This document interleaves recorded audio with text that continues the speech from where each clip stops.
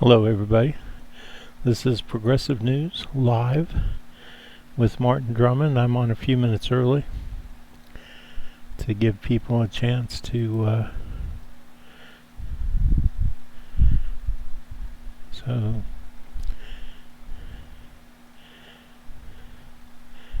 I forget how to do this exactly, but anyway.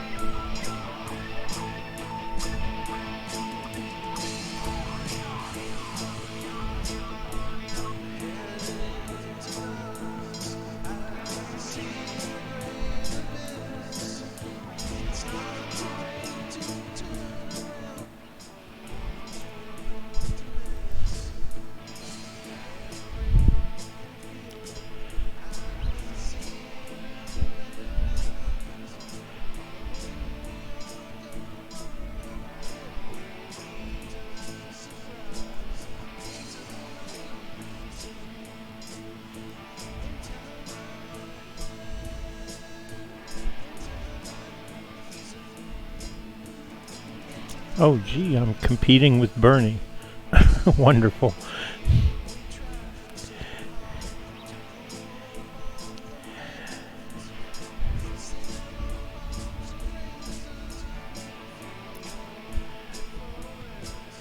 Okay, let me figure out how to see my live stream here.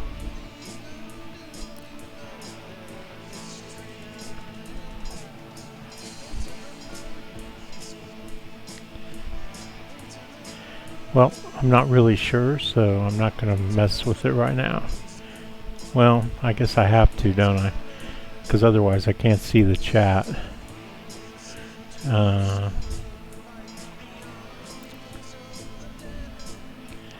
Maybe I should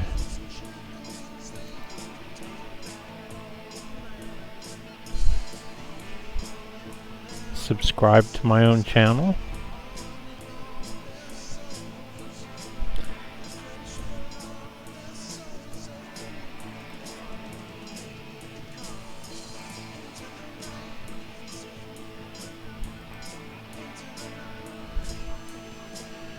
Try it over here.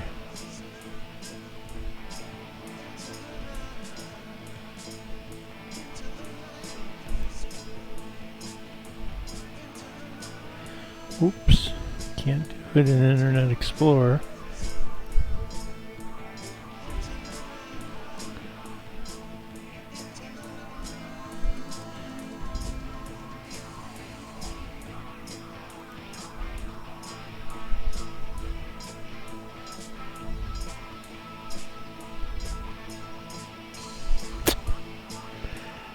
Yeah,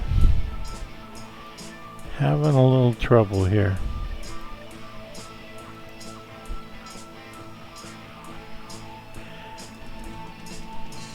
Here we go.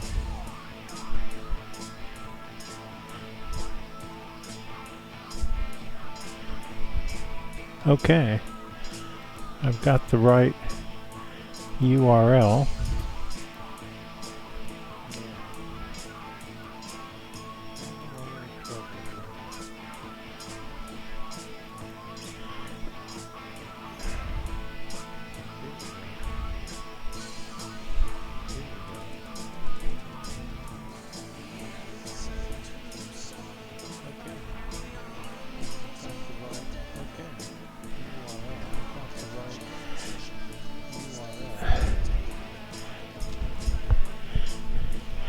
Sorry, you guys. This is the first time or second time I've done this, and I'm still new to it. Not real sure how to do it.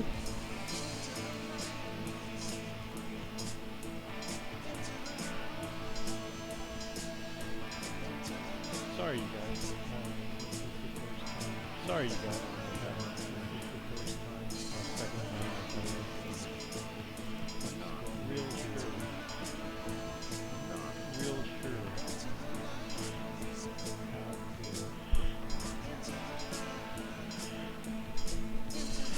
Okay, well, I'm going to go ahead and start, and maybe I'll figure it out as we go along.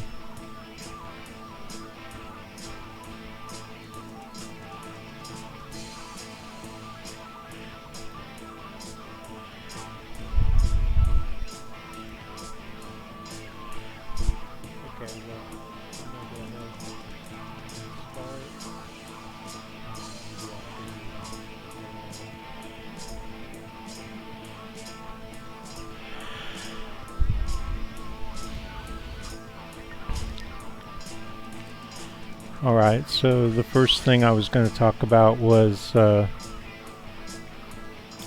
not this, actually.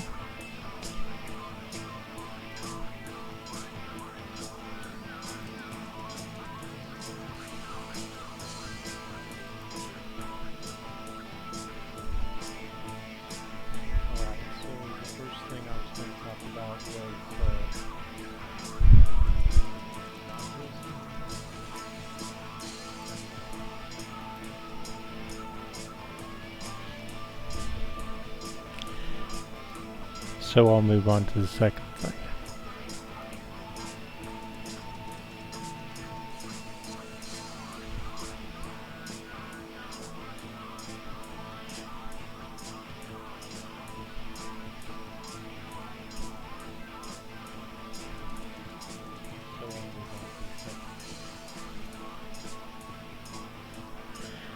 All right. So if everything could go wrong at the same time, it definitely is. I can't see what is going on in the live chat, so I can't answer questions. This, without a doubt, is the wrong set of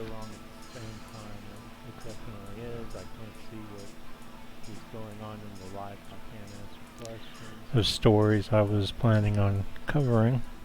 This, without a doubt, is the wrong set of. This, on the other hand, is the first few things I was going to cover, so.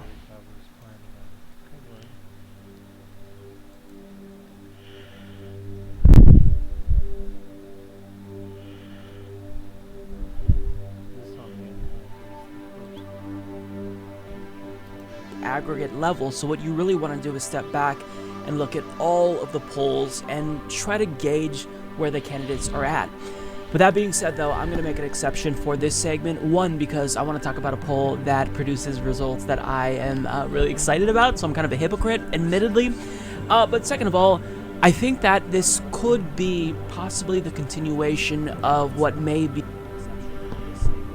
So the reason we don't put much stock in polls is because they're rigged against Bernie. In fact, since the people who make the polls don't much care about Bernie or probably even like him, most likely make sure that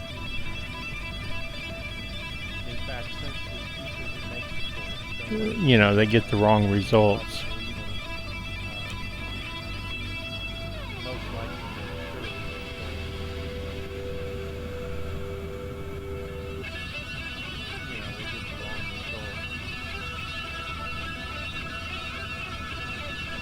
So they probably don't bother to make sure that, for instance, Facebook users are represented in the number that they actually bother to make sure that, for instance, Facebook users So like say 75% of the population has an active Facebook account,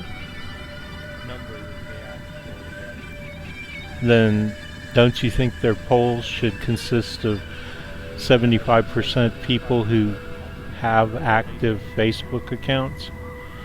I mean, wouldn't that make sense?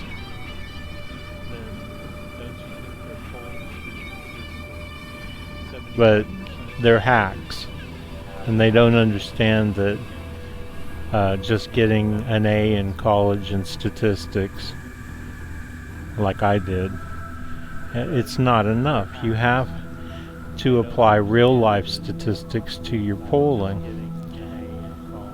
Otherwise, you leave out substantial demographics.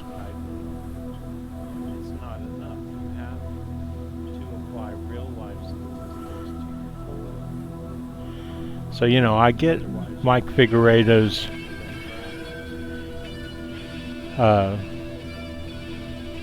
not liking polls, but he doesn't even understand why he doesn't like polls.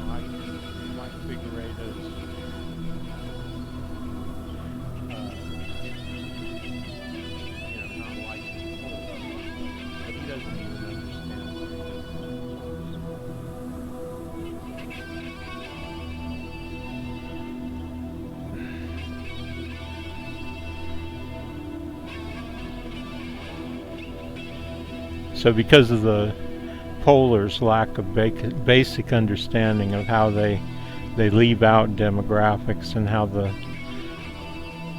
fact that they don't care,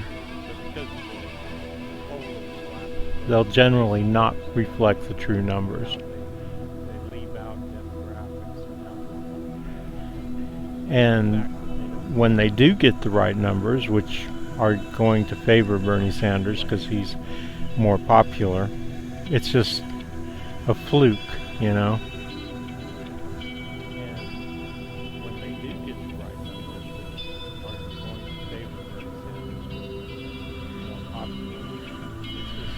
And then there's the fact that they intentionally skew the numbers. Yeah, screw the numbers.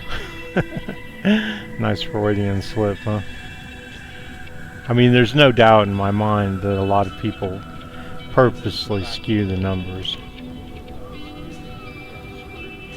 And when they do, so they'll watch their statistics, and when they get what they want, then they'll rush out there and publish it.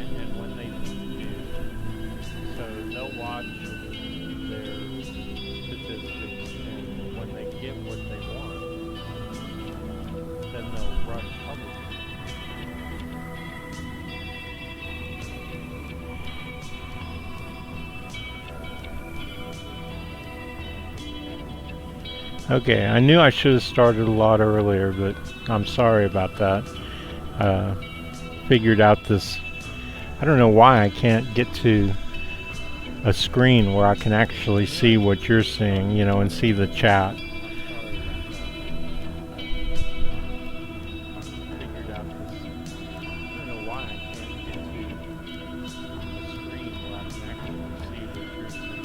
See, this is what I see.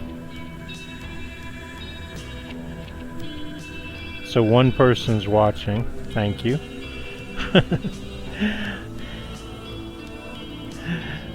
Say hi.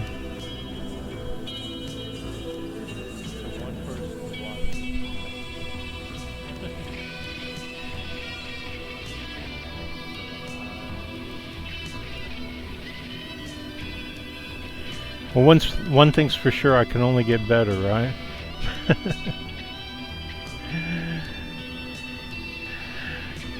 Yeah, you know, you get a lot of screens on your computer, and I started with this one, and it's got a bunch of stories that I was thinking about putting in the playlist, so it doesn't really have anything to do with the show tonight. However, they are interesting. This one is about a girl who wants to go home to England, where she's from. She has British citizenship, And of course, the conservatives in Britain want to make points with their voters, so they refuse to let her come back. They've revoked her citizenship. And you know what? Girls like her who went to Syria during the war have lived through hell. And it's really sad that the British government won't let them return, and the Kurds have stuck them in basically concentration camps.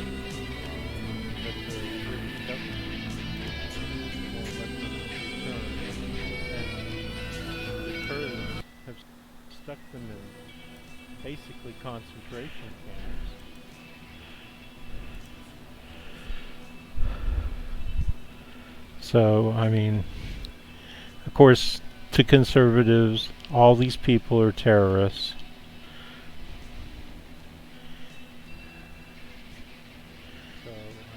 I mean, I don't know who her husband was, but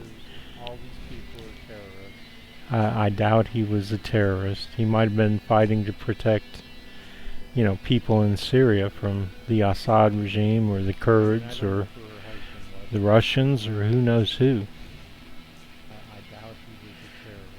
I mean, they've gotten it from every side, right? They're under attack from the beast Bashar al-Assad, and the United States is bombing the hell out of them, and the Russians and Hezbollah,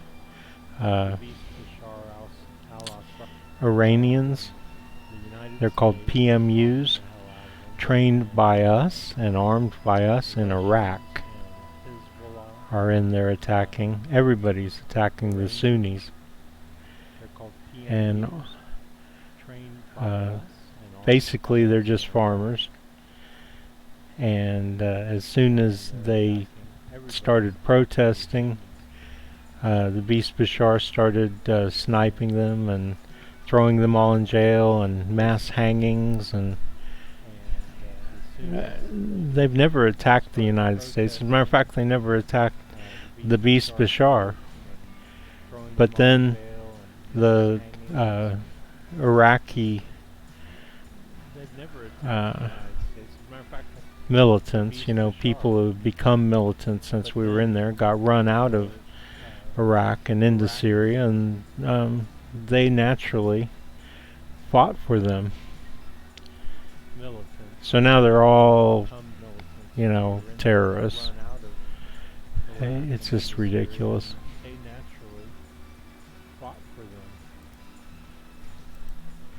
So now they're all, terrorists. It's just ridiculous. So the Republicans went nuts, huh? You would think that they would have respect for the Democrats having their little closed door meeting or whatever. Our country's a mess. You would think that they would have respect for the Democrats having their little closed door meeting or whatever. Our country's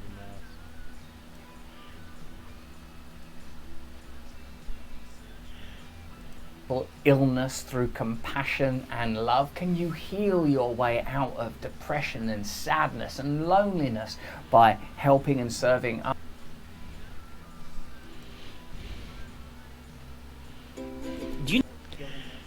Well, Russell Brand, I'm not really depressed or sad or anything, so I don't really know how to respond to that. But he's going to talk about how you treat people that you don't know, when you're interacting with them face to face. And he's going to try to apply all this new age mumbo jumbo real life. In real life, when you encounter another person that you don't know, you start with a clean slate.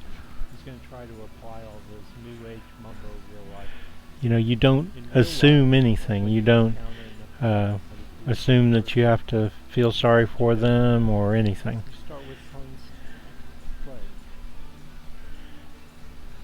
I mean, why would you need compassion for someone you don't know anything about? What if the next thing he does is whips out a knife on you and tries to cut your throat?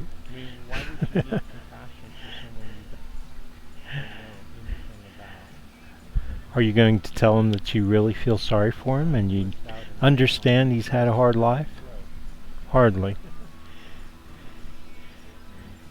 In fact, you're probably going to wish you had had a gun or die.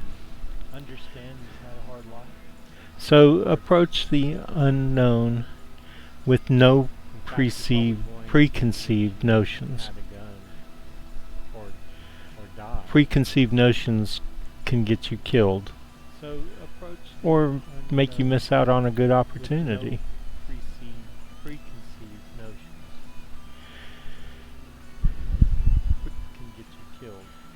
I always say, and this used to be my favorite quote from me, hope for the best, but prepare for the worst.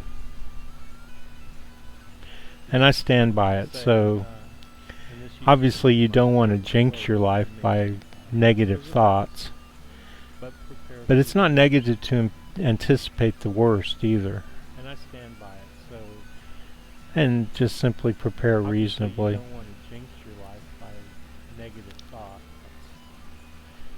But it's not negative to anticipate the worst either. And just simply prepare reasonably. I mean, we could have a disaster, right? But to build like an underground city under your apartment complex, secretly, would be going a bit far. I mean, we could have a disaster, right? But to build like an underground city. I will do some videos on how you should prepare. I mean, I keep food, rice. I have like 100 pounds of rice, and I probably have 35 gallons of water.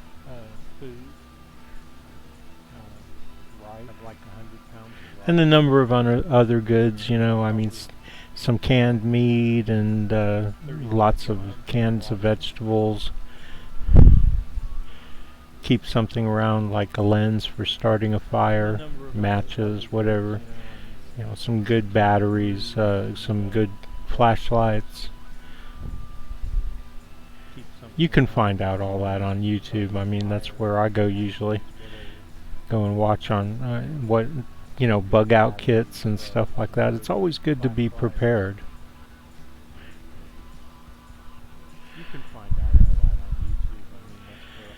But seemingly nicest person in the world can end up being your worst nightmare, and the seemingly worst person in the world could be a great opportunity. Could be somebody who helps you out and makes your life better. You don't know.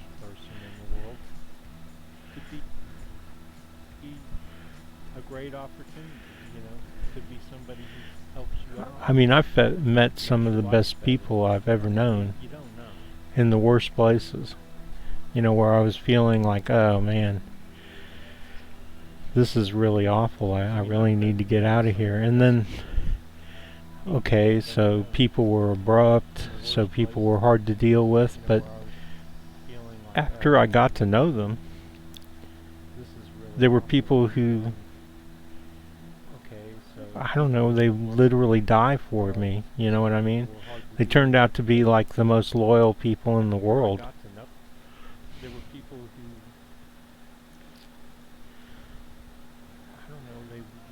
So like I say, go into it with a blank slate.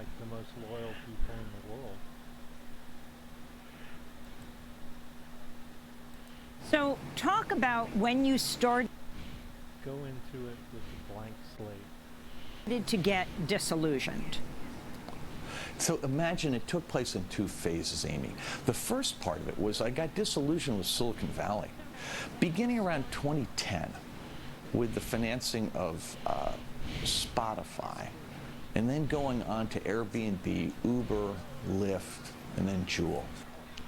Okay, now let me tell you something. This guy strikes me as the most disingenuous person, other than maybe Tulsi Gabbard. She comes across as just being rehearsed or something. And if I were listening to this guy talk to his neighbor, and he sounded like this, it would give me the creeps. I don't know. I mean, it sounds like he's really trying to think of what the audience wants to hear. And regardless, he was working for Zuckerberg, you know?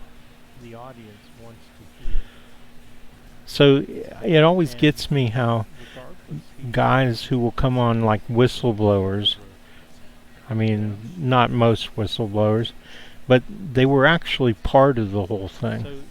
And they act like they're doing us all a favor. They're going to tell us how bad the people they were whistleblowing on when they were doing the bad things.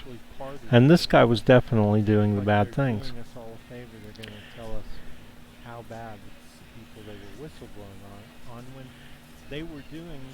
You know, he was sitting there counting his money, and now he's acting all outraged. He portrays himself as moral, watching everything evil go by him, and he's totally surprised, you know, aghast.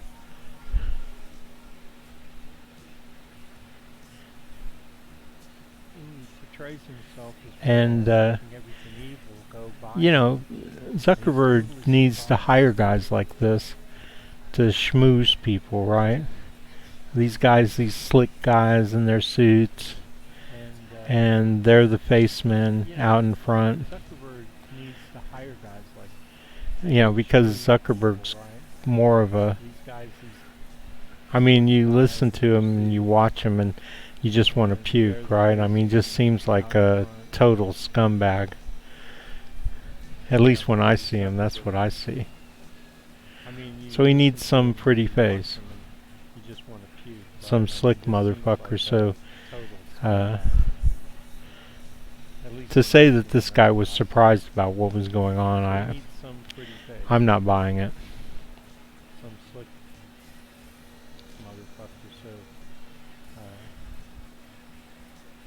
To say that this guy was surprised about what was going on, I'm not buying it.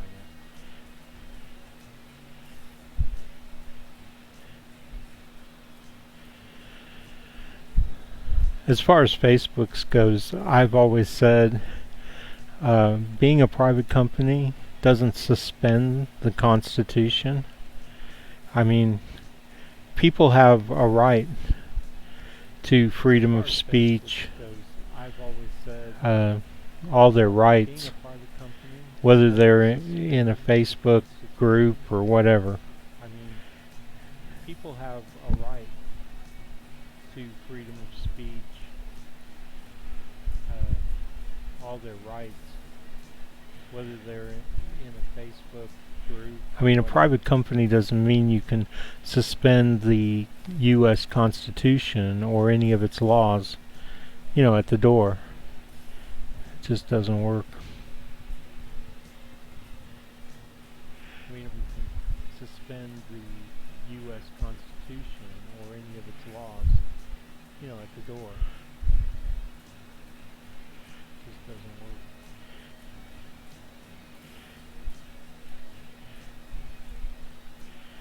And I don't know, as far as Facebook goes, you know, I love AOC, but I don't know, she didn't really do anything. I mean, she should have like questioned Zuckerberg with real examples, you know, of what she was talking about. So like, because quite frankly, I've never seen any white supremacists. I mean, yeah, people who comment and stuff like that, and they sound very much like they're white supremacists and stuff, but I'm not sure what these ads are. I mean, I've never seen an ad on Facebook that I don't know, tells black people to go to the wrong polling stations, or I suppose because they're not targeting me. But I mean, really, AOC should have given us some examples, you know? I mean, she's a congressman. Is it that hard to get her people to go on Facebook and actually find some of this stuff? Or is it all, you know, gone? Does it turn into so much smoke and just disappear after it hits Facebook? I honestly, I can't say that I've ever seen a person who was putting stuff on Facebook who was like a Russian pretending to be an American. And I've never seen anything that sounded like it was a person who was putting stuff on Facebook who was like a Russian. I don't know. I mean, I've never seen anything that sounded like it was. What would that look like? You know, a fake account. And what would they post? Anti-Hillary stuff? I mean, I've got 10, probably 4,000 friends who post anti-Hillary stuff, because I only friend people who are anti-Hillary and anti-DNC and anti-Warren and, you know, all the establishment. I'm completely anti-establishment, so all my friends, I go through their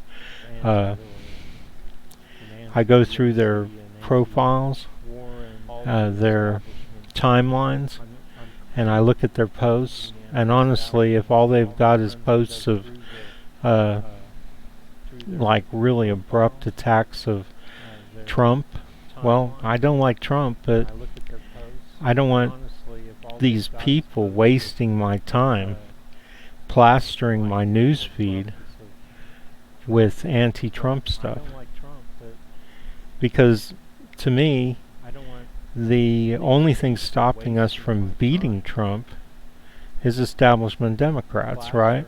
We have to beat them first, get them out of the way, so we can put people like AOC and Bernie, and the list goes on, right? And those people will beat Trump for us. So, you know, so how am I supposed to tell when it's and how does it matter if they're Russians pretending to be an American posting stuff on Facebook? How does it matter? I mean, it would be 1 in 10,000 posts for me. How does it matter if they're Russians posting stuff on Facebook? All right, let me see if I can figure out a way to see if anybody's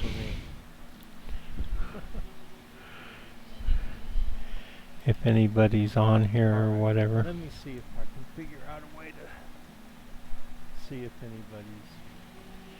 Seems to me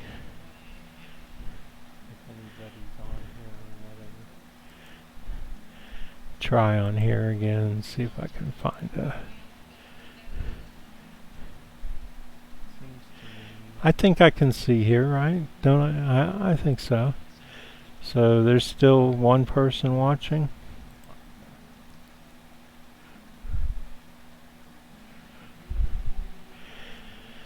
Okay, so next time I'm on, I'll get on a little earlier. I thought 5 minutes would be long enough, but it really does take a while to.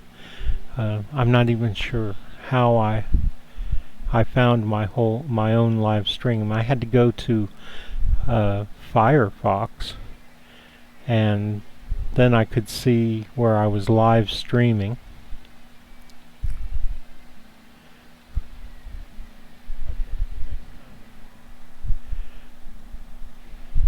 And that's not what's supposed to be on my screen right now, but I'm going to assume that this is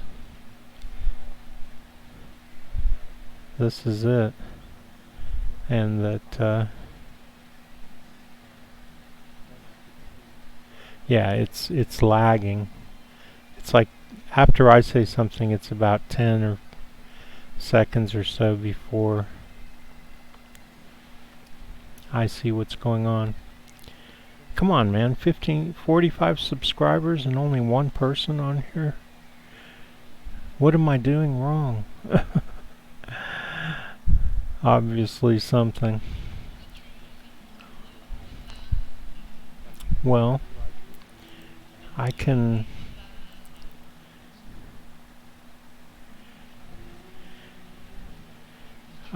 go share this with more groups. So this is the right one, October 25th. It is October 25th. Progressive News with Martin Drummond, Fridays, 8 p.m. I'm going to start doing this and Progressive News. And now what happens when you click on here? Takes you here, and then you can click on Live Now. And it takes you right here. So that's good. At least I know that's working.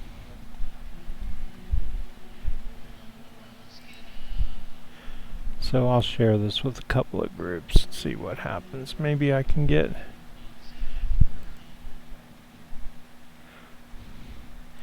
share in a group, some of them to come watch.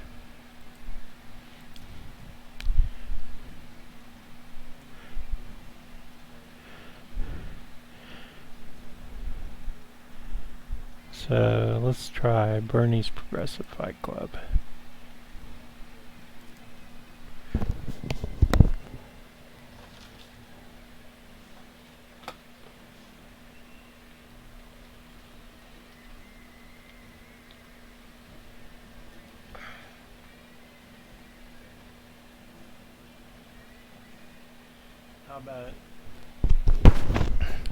How about if I try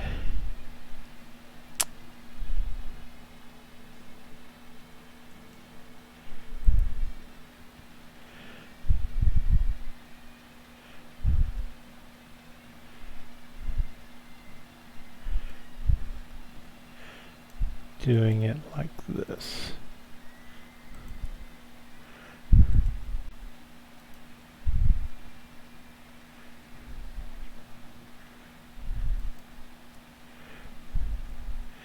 What's on your mind, Martin? Well, except for it didn't post my picture, but I don't really care.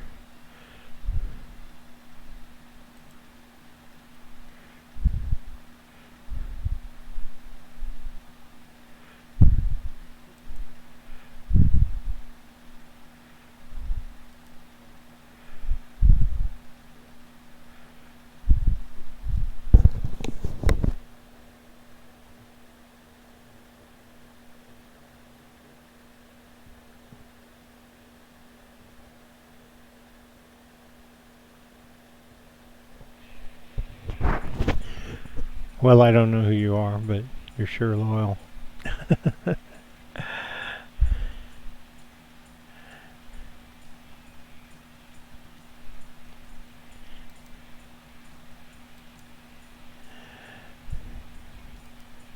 Businesses, schools and other establishments closed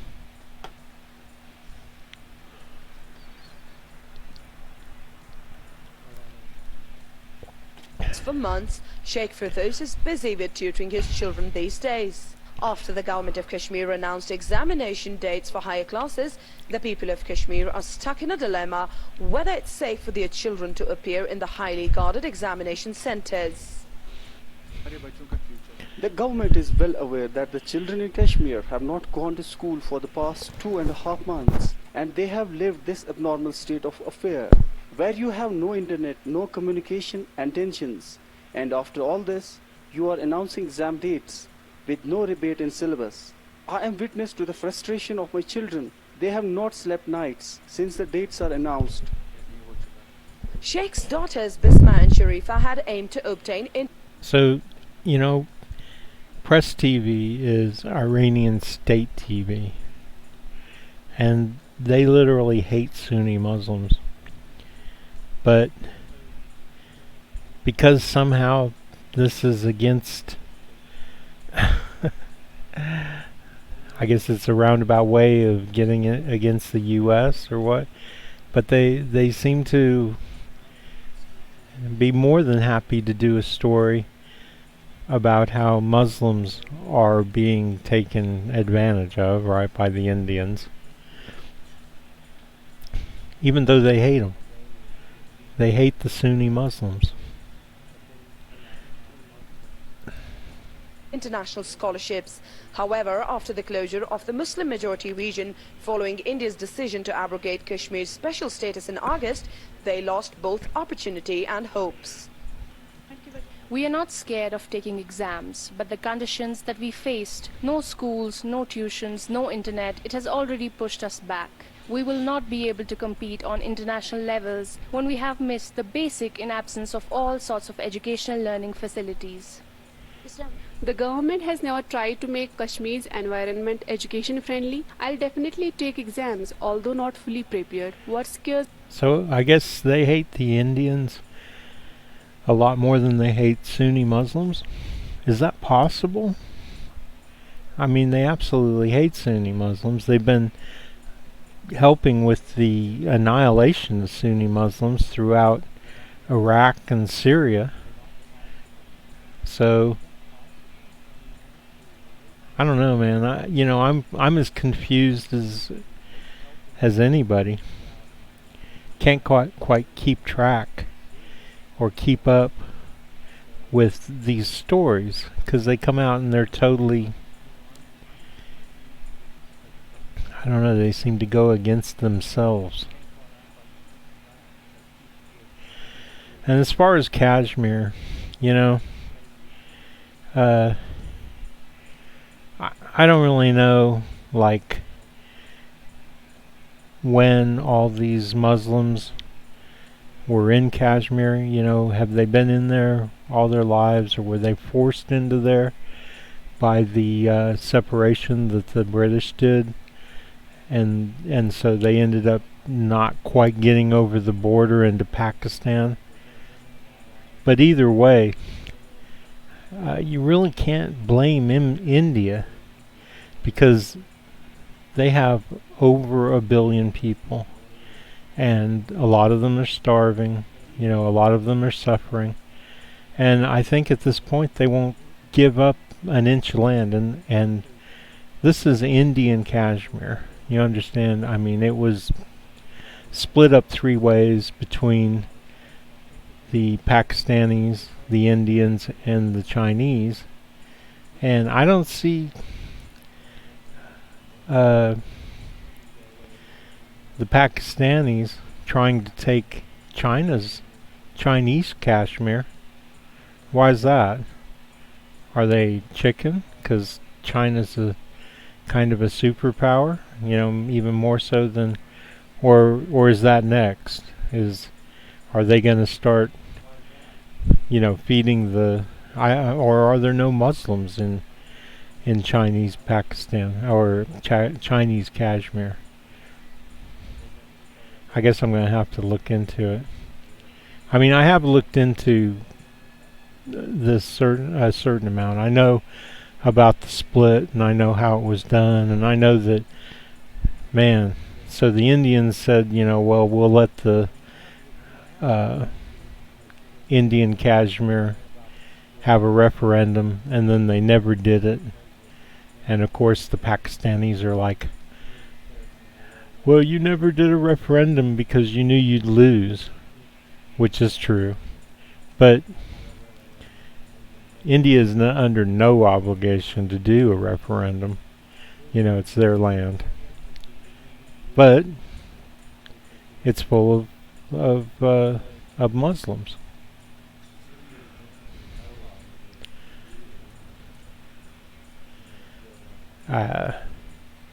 another situation that's just entirely difficult and hard to understand. Burger. Is it fake meat or is it plant-based? Is it better than other meatless?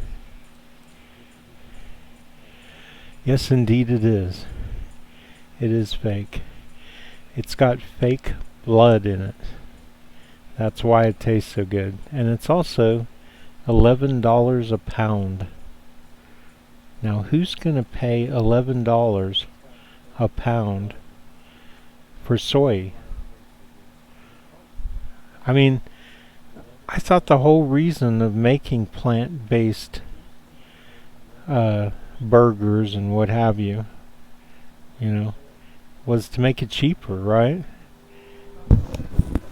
I mean, yeah, it may or may not be healthier, but if that's the case, I can just eat peas and corn and carrots. I mean, I don't really care. I can do without beef. But, does it even have the amount of protein in it that beef has? I mean, yeah, they can make it taste like beef. But for $11 a pound, does it have the protein in it? Because that's what, I'm trying to get in my beef, is the protein. So, anyway, this feed is just totally... Burgers, perhaps? Is it genetically modified? So many... Yeah, well, you keep asking questions, what's his face? An impeachment inquiry against the president, delaying... Yeah, I already covered this. I think it's a bunch of nonsense. I really do. And I kind of covered this. With Facebook, I've faced a number of issues. And I think that Facebook's finally seen it my way because they've stopped giving me, like, they cut you off, so that you can't post and a lot of things, And now they don't do it. I mean, I do the same thing as I always did. So, like, they didn't like this. Like I wanted to get people to come and watch my show, but these people, this is my news feed, okay? And they post to my news feed. Why? Because they want to advertise to me, And so whenever they say something that might relate to progressive news, I will just, or when they say something that is totally obnoxious, or when they say something that I'm just not interested in whatsoever, I'll just post my news feed to them, right? So, let's see. So I'll go here. I'll go here, click on this, and I'll copy this. Okay. And so Rokana, I don't mind, but he's posting about progressive things. So most of the stuff I cover in my news feed, so I'll just paste it. Tell them, go look at my news feed.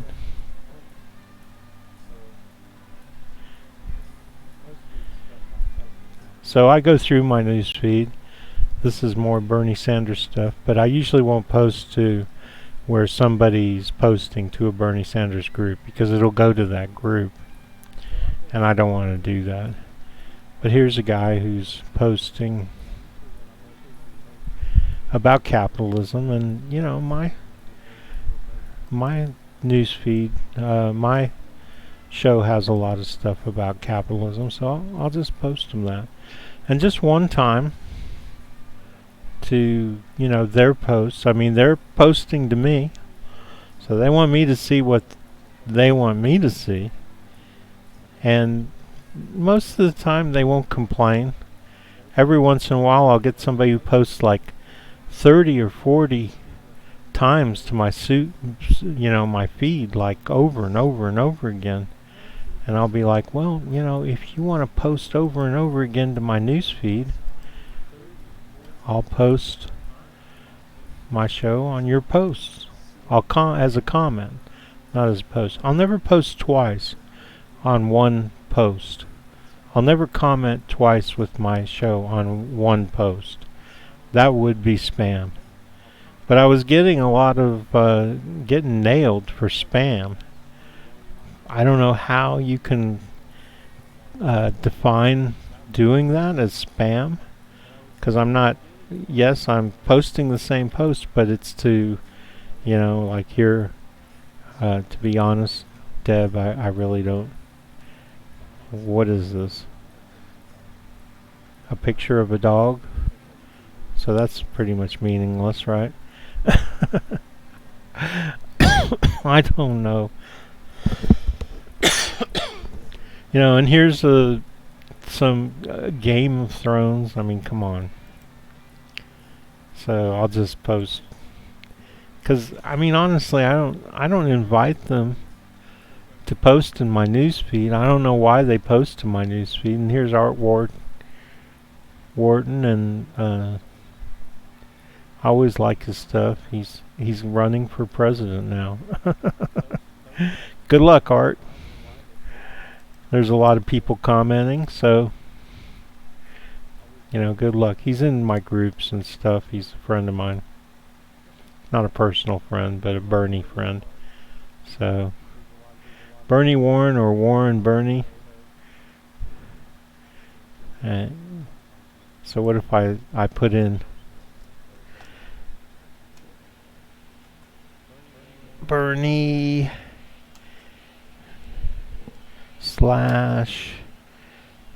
what is her name? I really have a hard time remembering her name because she just doesn't get the coverage, but I don't care. It's not going to change my mind. Her name is Turner. Nina Turner.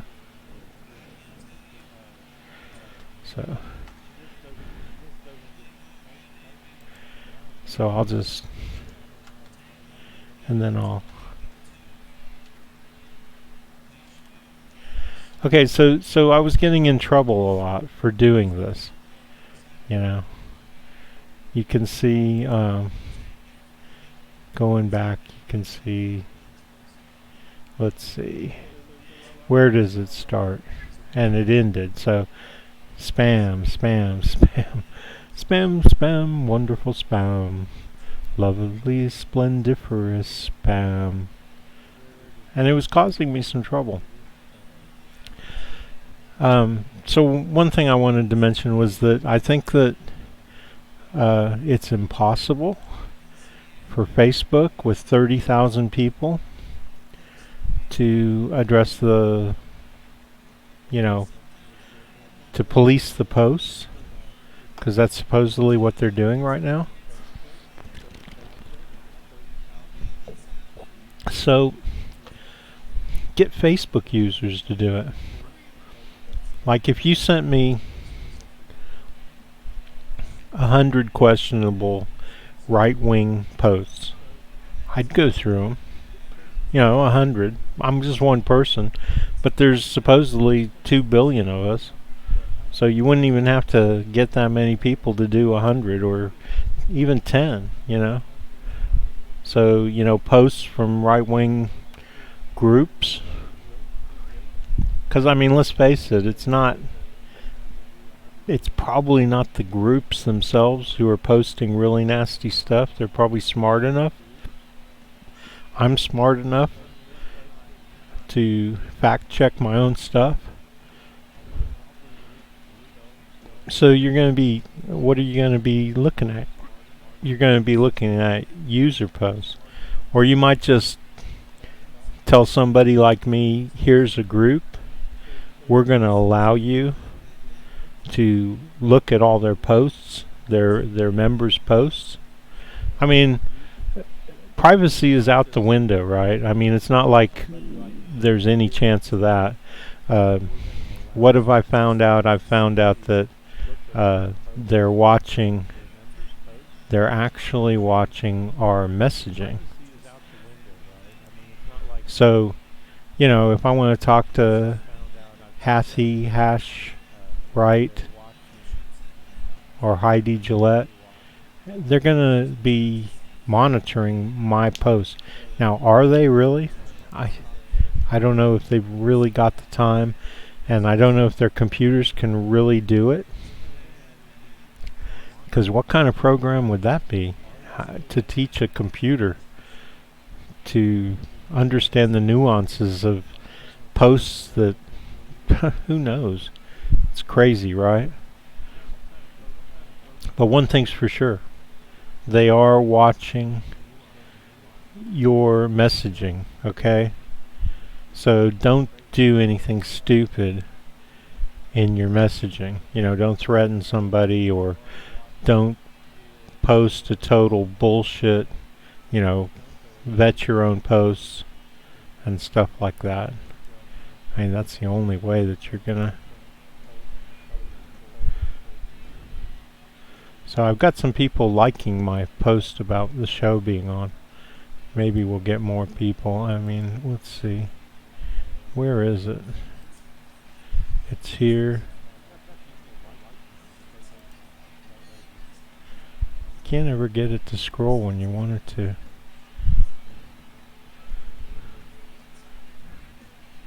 Nobody's saying anything. Is there anybody out there, out there, out there? Hello. Is there anybody out there? Tell me if you can hear me. Is there anyone home? So, let's see, what else can we look at? I guess we can just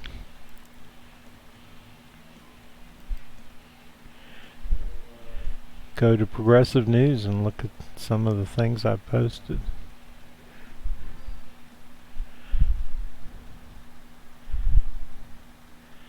Okay, we'll go to the playlist.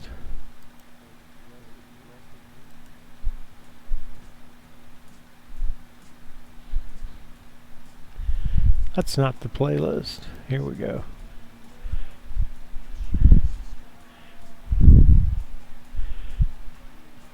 I'll get there sooner or later. Well, that's not really the playlist anyway, is it? Where's the playlist? Here's the playlist for today.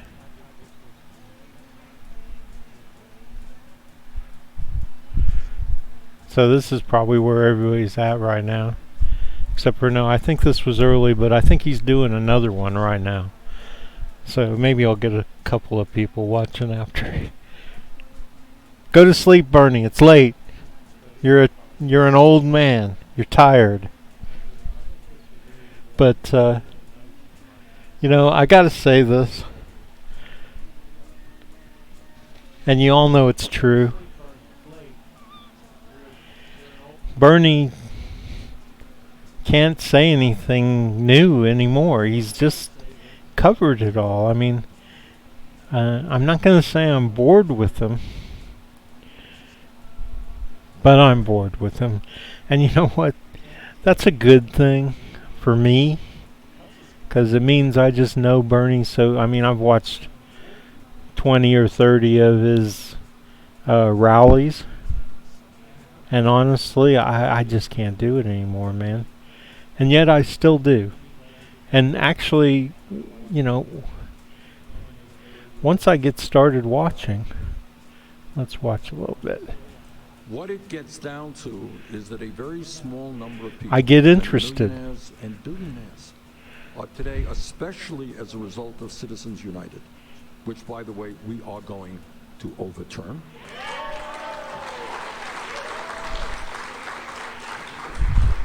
But we have a situation today where... But Bernie, you're going to have to get a whole new Supreme Court to overturn it.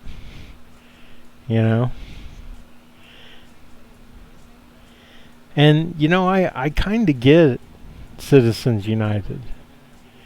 I mean, can you really tell people that they can't spend their own money on political activities like putting ads on TV? And they'll just find another way to do it. They'll make movies like Michael Moore. Can you tell Michael Moore that he can't make movies anymore? And they already do it. They control the media. So Fox News, what are you going to tell Fox News? They got to shut down? Well, then maybe you're going to have to tell MSNBC. Maybe you're going to have to tell me that I can't have my little free show here. So I'm not sure if... okay, so say he... I don't know, what's he going to do? Knock off all the Supreme Court? Except for the two he likes? I love them too. Everybody loves Ginsburg. She's your grandma, And Sotomayor, however you say her name, she's like this wonderful little Mexican-American woman who... just wonderful people, right? Okay, but you got to get... 7 more? Or... at least 3 more, right? To get a majority. Okay, and then you overturn Citizens United. You say it's not, money isn't a form of free speech or whatever. I don't know exactly how it works. It's all crazy, right? And then you're still going to be faced with the same kind of problems. Billionaires can spend as much money as they want to elect candidates who represent the wealthy and the powerful. Now, I am immensely proud of 2 facts in this campaign. First of all, I am proud that we have more volunteers here in Iowa and all over this country, including, I suspect, a number of you, who are out making calls and knocking on doors. We have more volunteers. Bernie, pay those people. Pay those people. Honestly, you've got millions of dollars. Your best investment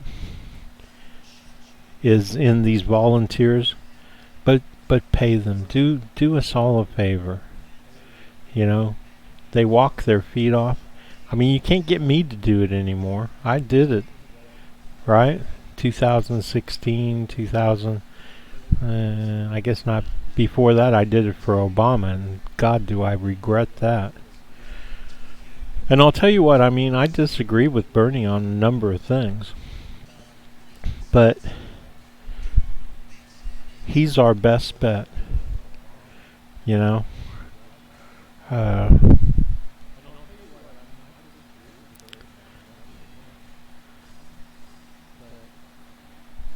not going to get anything out of Warren. If she gets elected, she's going to be another Hillary.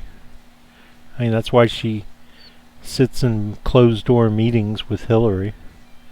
And I had the same problem with Hillary, when she sat down with Richard Mellon Scaife, or whatever his name is, the big right-wing, in his office. I was just like, oh my God. I knew Hillary was, involved with just a lot of sleazy people. But that really pushed it over the edge for me. I just couldn't stand her after that. That was it. Trying to get the lamestream media behind her. Years than any other campaign. And that's why we're going to win this election. Because at the end of the day, TV ads are important. We got TV ads. Radio ads are important. We got radio ads. And, when you spend all those millions you're getting from us, right? Because when I have money, I pitch in. I did in 2016, and I don't have any money now. But when I do, I'll pitch in. But you know what? I don't want it going to NBC and CBS, MSNBC. To me, that's as bad as, money that I gave during 2016 that ended up going to Shillery. A word I made up, by the way. My group, We the People, was named. And I came up with it. And I checked YouTube and Google and everywhere. Make sure nobody had done it yet.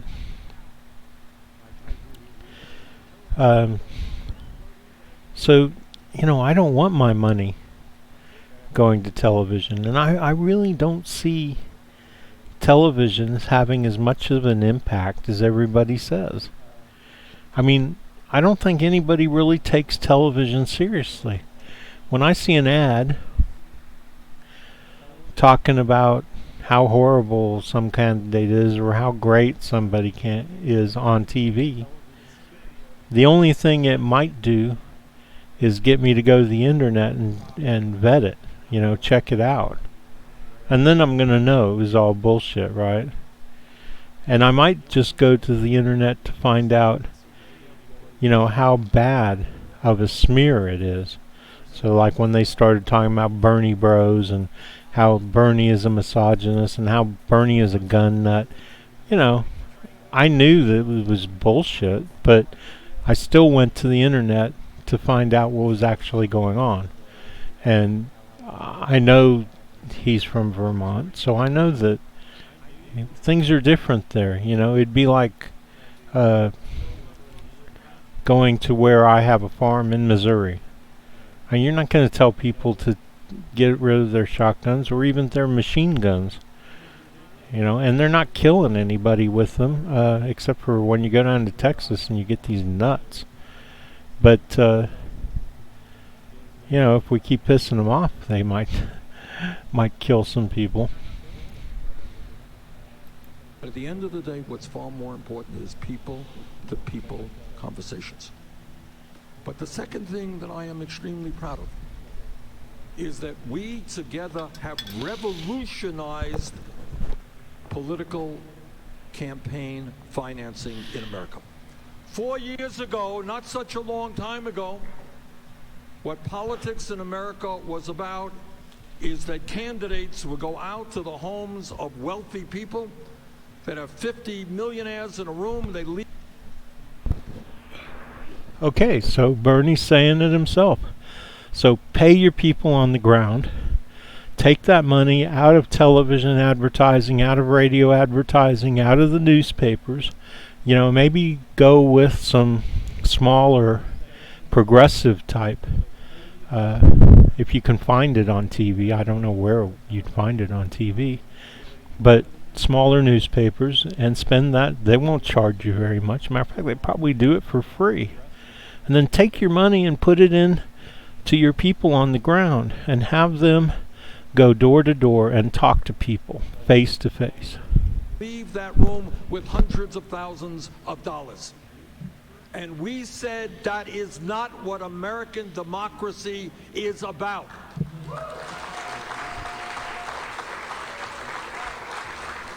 It is an outrage. You read it in the papers every day. A group, the article in the New York Times the other day, a group of donors said A, B, and C. Who the hell cares what a group of rich donors say? They no longer control. What they're upset about, let me tell you what they're upset about. They're upset that we have in this campaign over 1 million Americans who have made contributions to our campaign. And they are teachers. They are workers at Walmarts. They're workers at Amazon. They are people making $12, $13 an hour, contributing, I think, on average, $16 a contribution. And I am humbled, honest to God, I am humbled by that support. So I don't need a super PAC. I am not going to be controlled by a handful of wealthy people. I will be controlled by the working people of this country.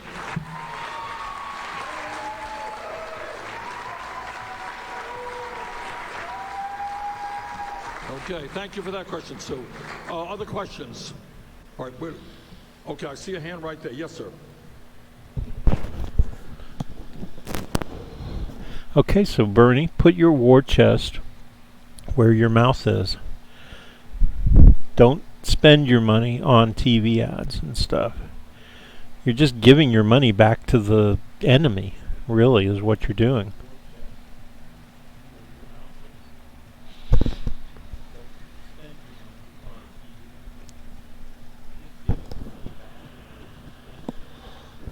So spend it on those same people who are putting their trust in you.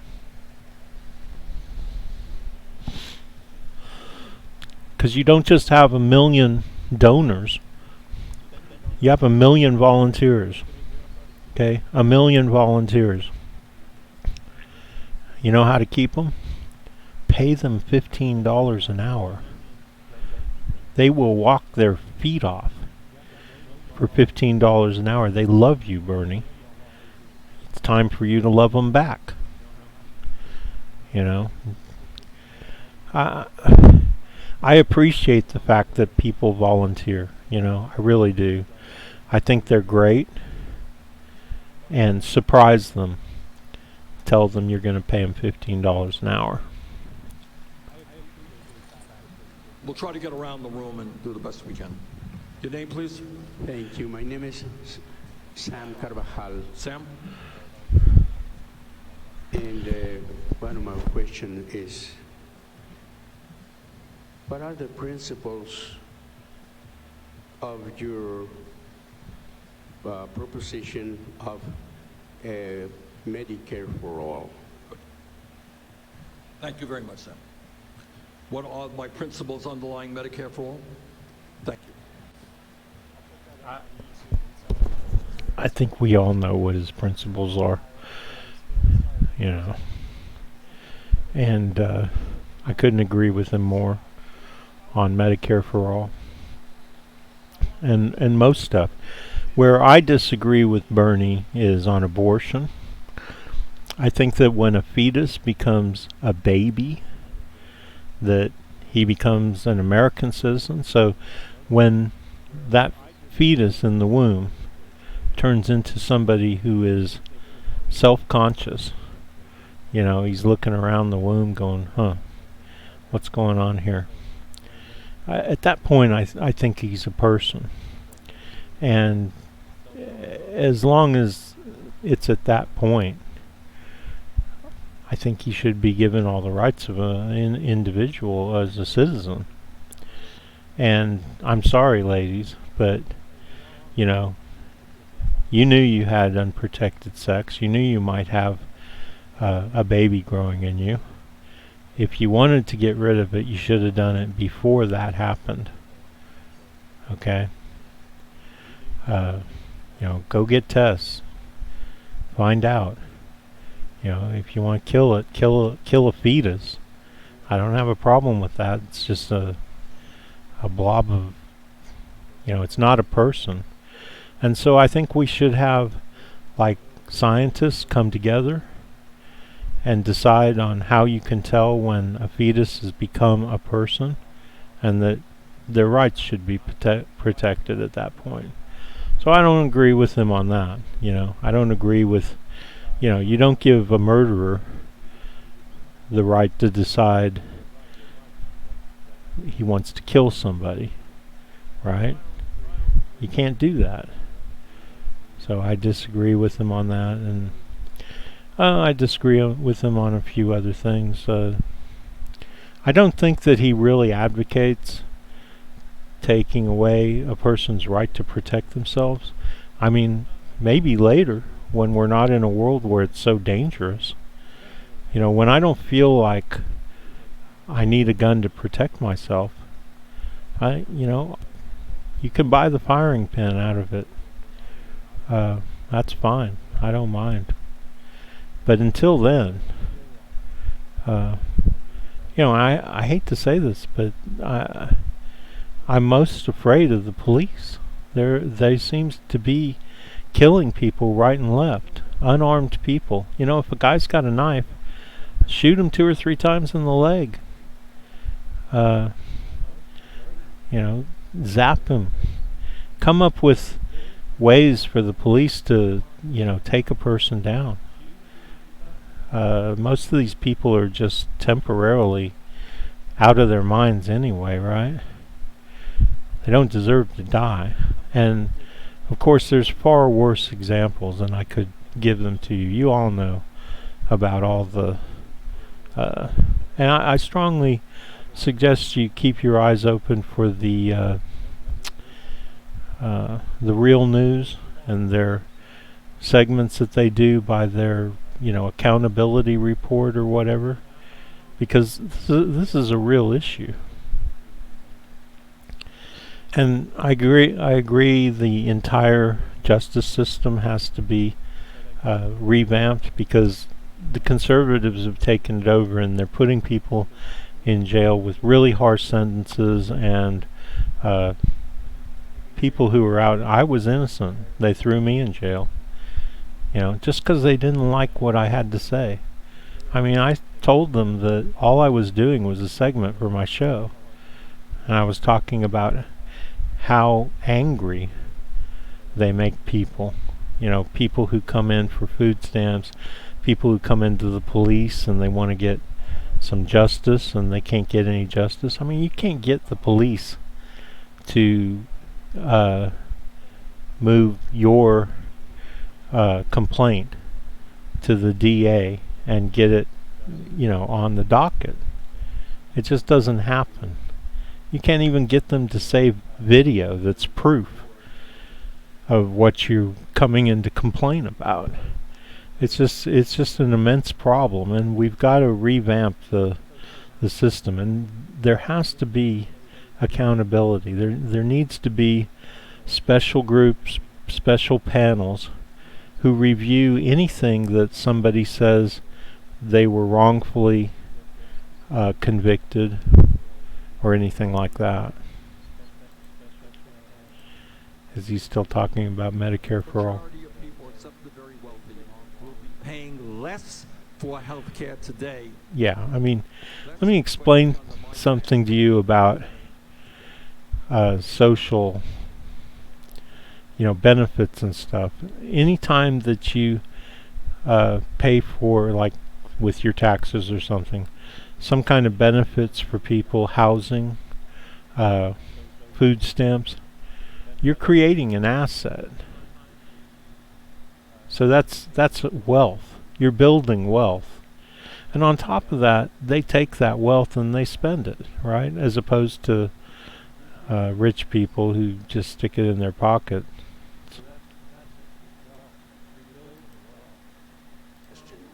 So I would love to see all student loans disappear. I know me, a lot of my colleagues, particularly younger people than me. Yeah, well, getting rid of student debt is all part of free college. I mean, that's just kind of like backing up and getting rid of the original problem. And obviously we need free school and free lunches and free child care. We've created this monster that forces everybody to work, and yet we've never offered them any solutions, right? I mean, they're supposed to work and take care of their kids all at the same time. It's just, I mean, the whole system's fucked up, right? I mean, let's just face it. And Bernie's the only one who wants to address all the areas where the system's just out of whack. So, everybody else can say they do. Yang can say that he wants to give $1,000 a month to everybody. Yeah, but if you give somebody $1,000 a month and they end up with a $50,000 bill at the hospital, how is that going to help them?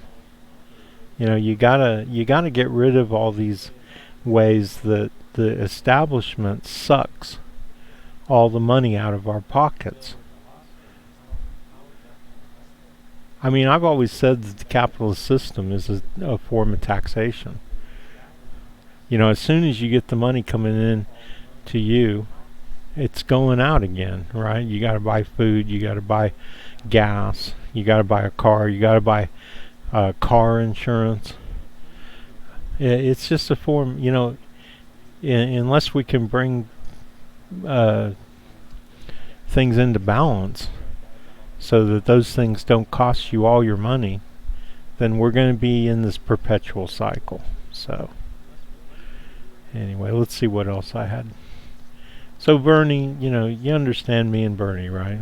I mean, we sure, he may have things that I don't agree with him on, but he's like, if we could elect him, we'd get at least 90%. If we could get him elected in a way that he actually gets to do all these things he's talking about, it would correct about 90% of our systemic problems, right? You know, he would straighten out the police. He would straighten out the judges. If he had the power to do so, right? So, I mean, we need to get him and AOC and all the progressives into the mix.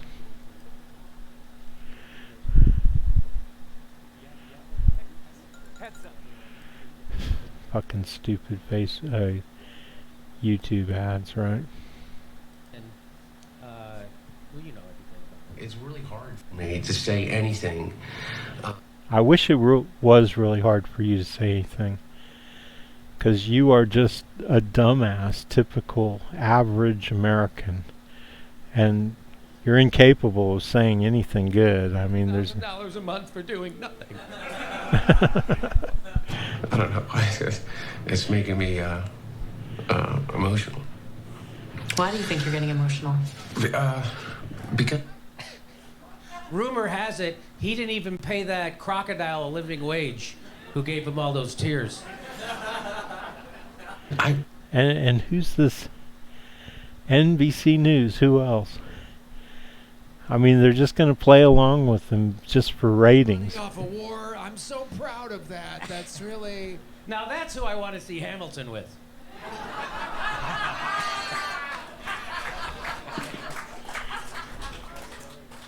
This is textbook evasion. He gets emotional over nothing. It's like Glenn Beck. Remember when he used to have a show on Fox? He would cry every day. That's what this is. He gets emotional over nothing, starts crying. Why are you crying? Because I really love this country. Kind of fucking Gomer Pyle bullshit. Are you trying to sling it? By the way, I love Jimmy Dore until he starts talking about Tulsi and Syria. Because I know a lot of you like Tulsi, but honestly, I think she's just so much fluff, right? I think a lot of you guys just like her because she's pretty, and I'll give her that. You know, she's a downright stone cold fox. And I know that has a lot of weight with a lot of you. I mean, I used to listen to people telling me about how they loved, what was her Republican dumbass VP for McCain. Well, anyway, you know who I'm talking about. And you know, people who are bad, I always see them as ugly. Now, Tulsi, no, I don't see her as ugly, and I don't see her as bad, but, you know, she made so many mistakes in her life. And she got on Jimmy Dore, and the first thing she did was say, well, I went to Iraq to fight the enemies who attacked us on 9/11. And I was just like, wait a minute. You went to Iraq to fight them? You know, the people who attacked us on 9/11, 19 of them died that day, and I'm not even sure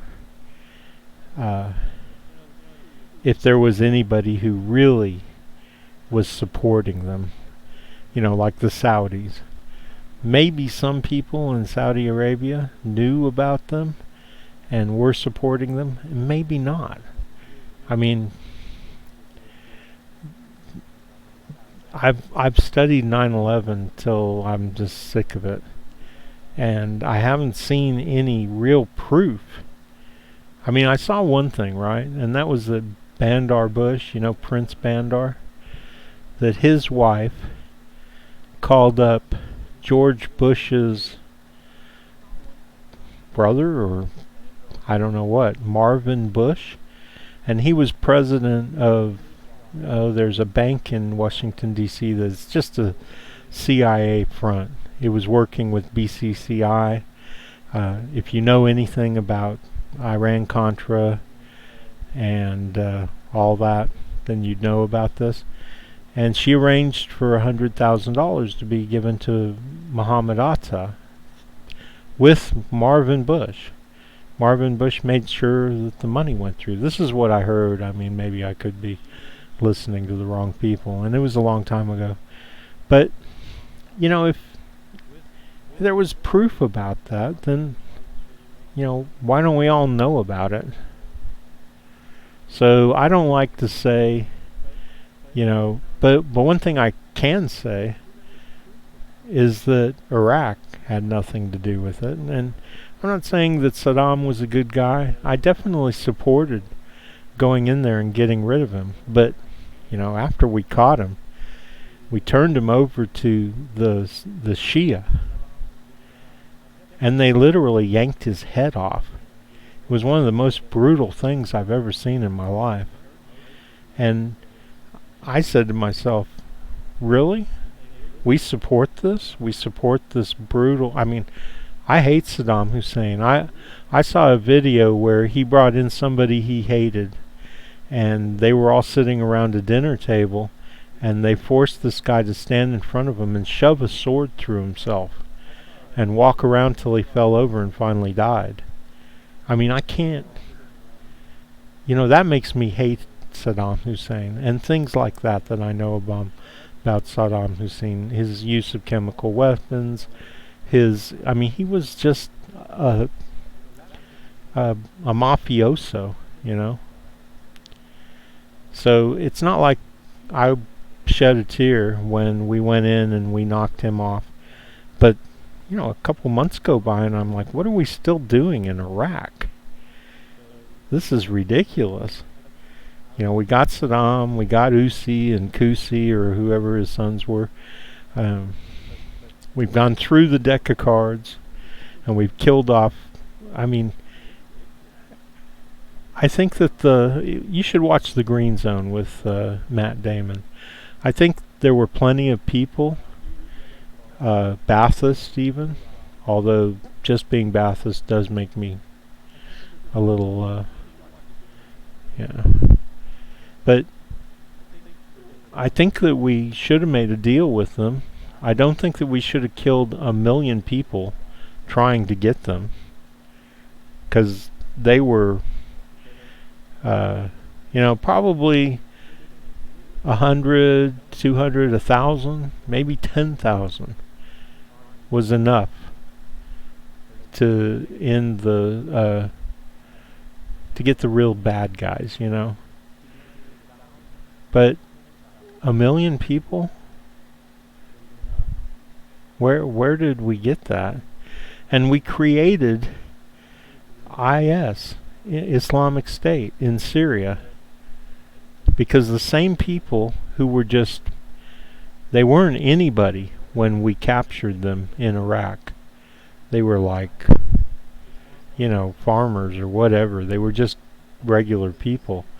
And we radicalized them in torture in our prisons and stuff, and then we released them, and we were still chasing a lot of them, so they went up into Syria, and the Syrians were being tormented by the beast Bashar al-Assad, and you put those guys in the same towns with people who are like trying to dodge bullets all day long, or a hangman, and what do you think's going to happen?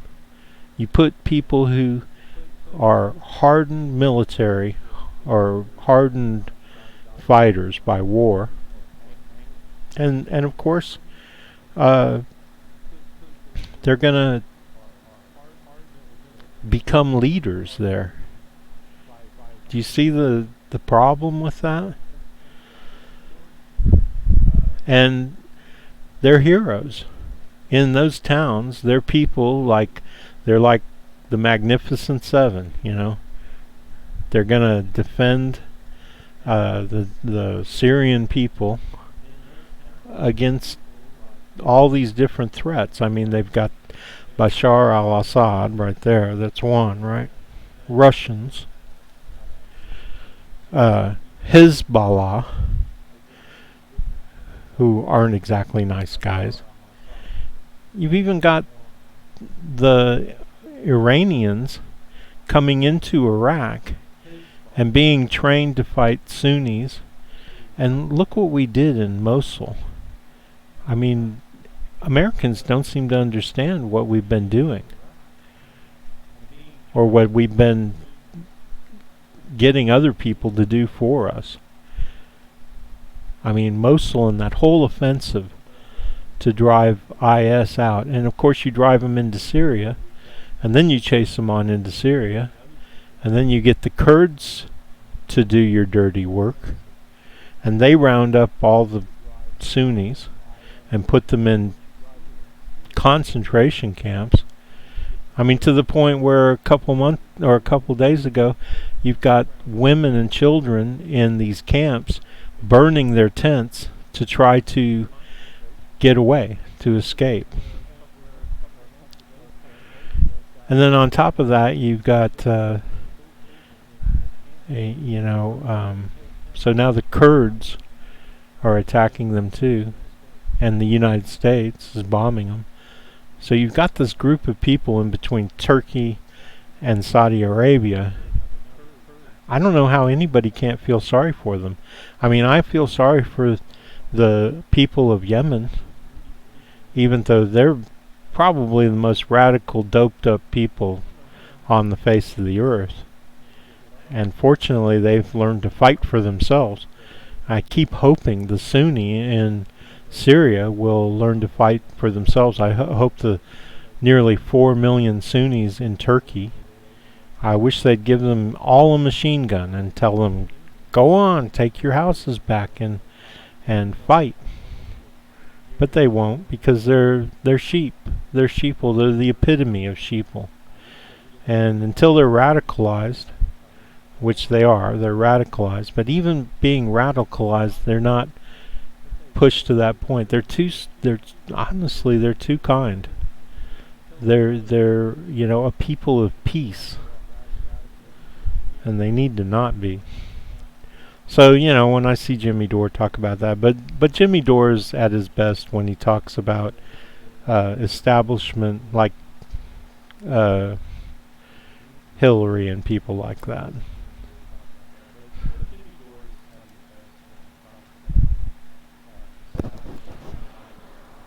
It is campaign season in Colombia, and for those running, the biggest fear isn't defeat.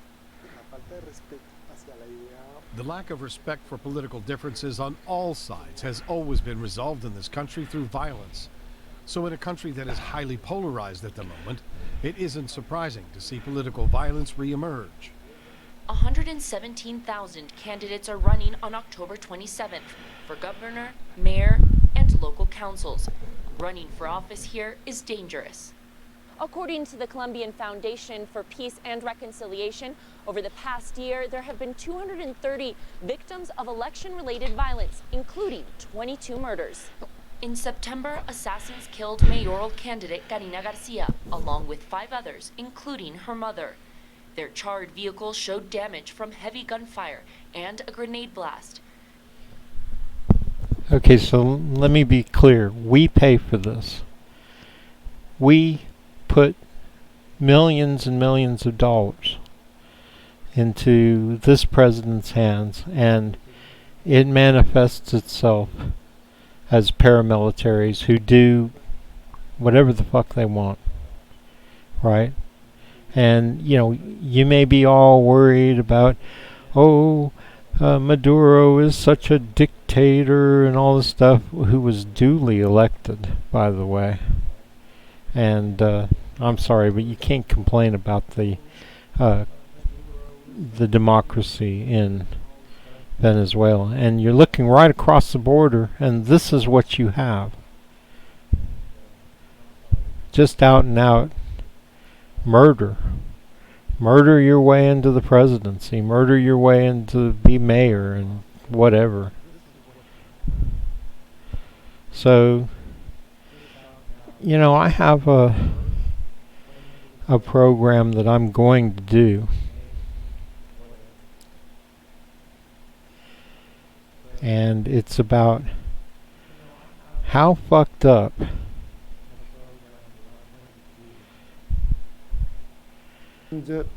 countries are where the United States is either running or involved and winning versus countries where they're not winning, and in most of those they're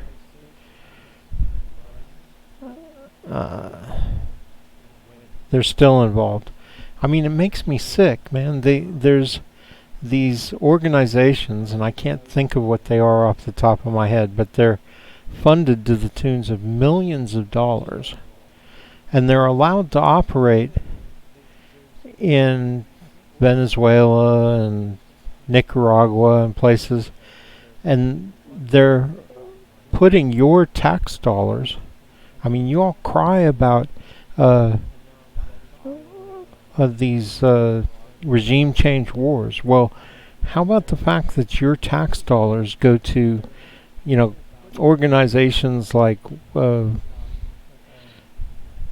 like I said, I can't remember the names of them, but they're different types of organizations. They've got names, and the United States government gives them millions of dollars, and it's well known that they invest those millions into paramilitary groups and violent militant groups in these countries to raise hell and kill people and stuff. So, you know, why won't anybody do something about that? Isn't it illegal for like an organization to be given millions of dollars and then promote death and destruction and intimidation, torture, and all this stuff in a foreign country? If it's not illegal, it should be. So my show, so I talk about Baghdad. Now we support the Shia there. And, you know, things are fucked up, man. Things are fucked up. The Sunni are fed up. You know, they used to be kings in their country. They ran the country. And I'm not going to get into whether they ran it well or not. But to put them down on the bottom and have the Shia overlord over them, you're just inviting another war. I mean, what happened in 2015 or 16, or where the IS rose up and took half of Iraq back away from the Shia government, and then the U.S. had to go in and help them take it all back, you know, fight ISIS, fight ISIL, fight IS. I mean, that's going to keep on happening over and over again. And in fact, you know, this is kind of the beginning of it. And in order that there is some agenda. Okay, that's just not worth even. God, I hate YouTube ads, don't you? They're just so irritating. I don't... But I think many things happened, especially when they relieve the General Al-Saadi, and that they shift their position from the high commander in the Iraqi chief, and shifted to the another position. That things makes many talks in the street of Iraq, and in order that they think many people on the street shouting and begin to talking, and this is a conspiracy against the Iraqi people or the Garsi, and something, and to use the things for the another agenda. That in order that I think what's happening yesterday, it's coming because the increase. So this is the beginning. You know, this is the beginning of probably of Sunni taking back the country, or back part of the country, and sooner or later somebody will help arm them and stuff. And I mean, I will commend the United States.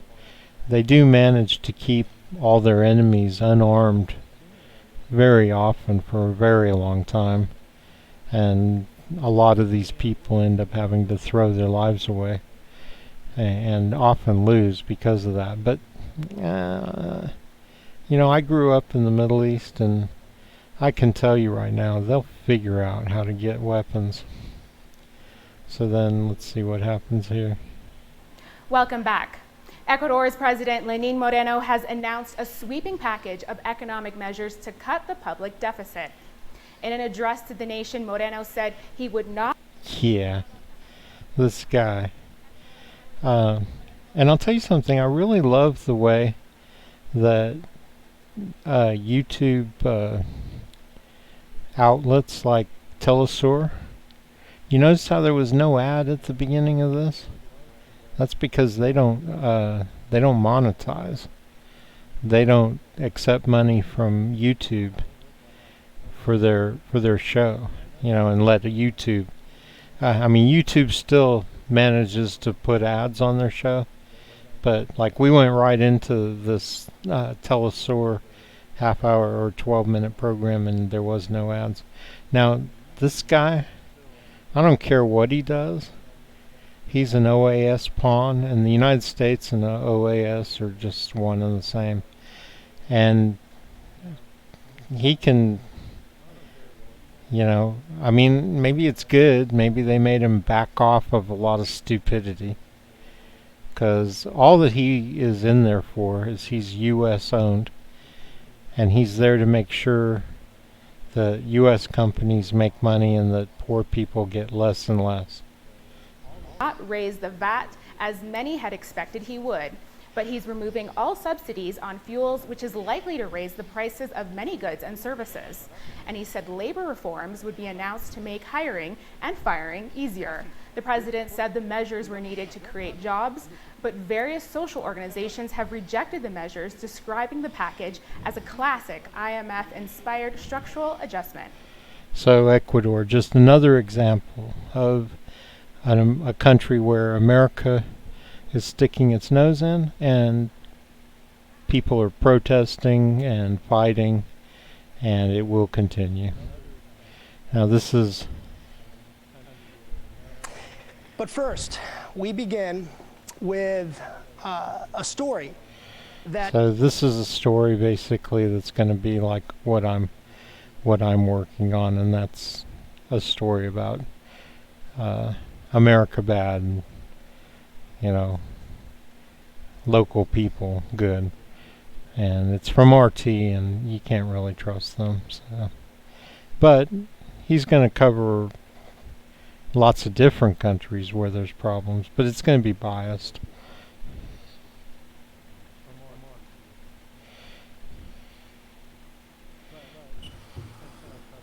The standstill in Kashmir has entered its 8th week. So I already covered Kashmir, but I'm going to say that Kashmir is another example.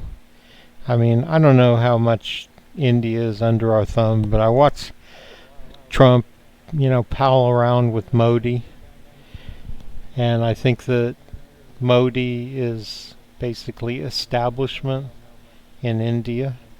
And I think that establishment is clear all around the world, and that it's a kind of a new world order, and that everywhere you go where they're running things, people are rising up.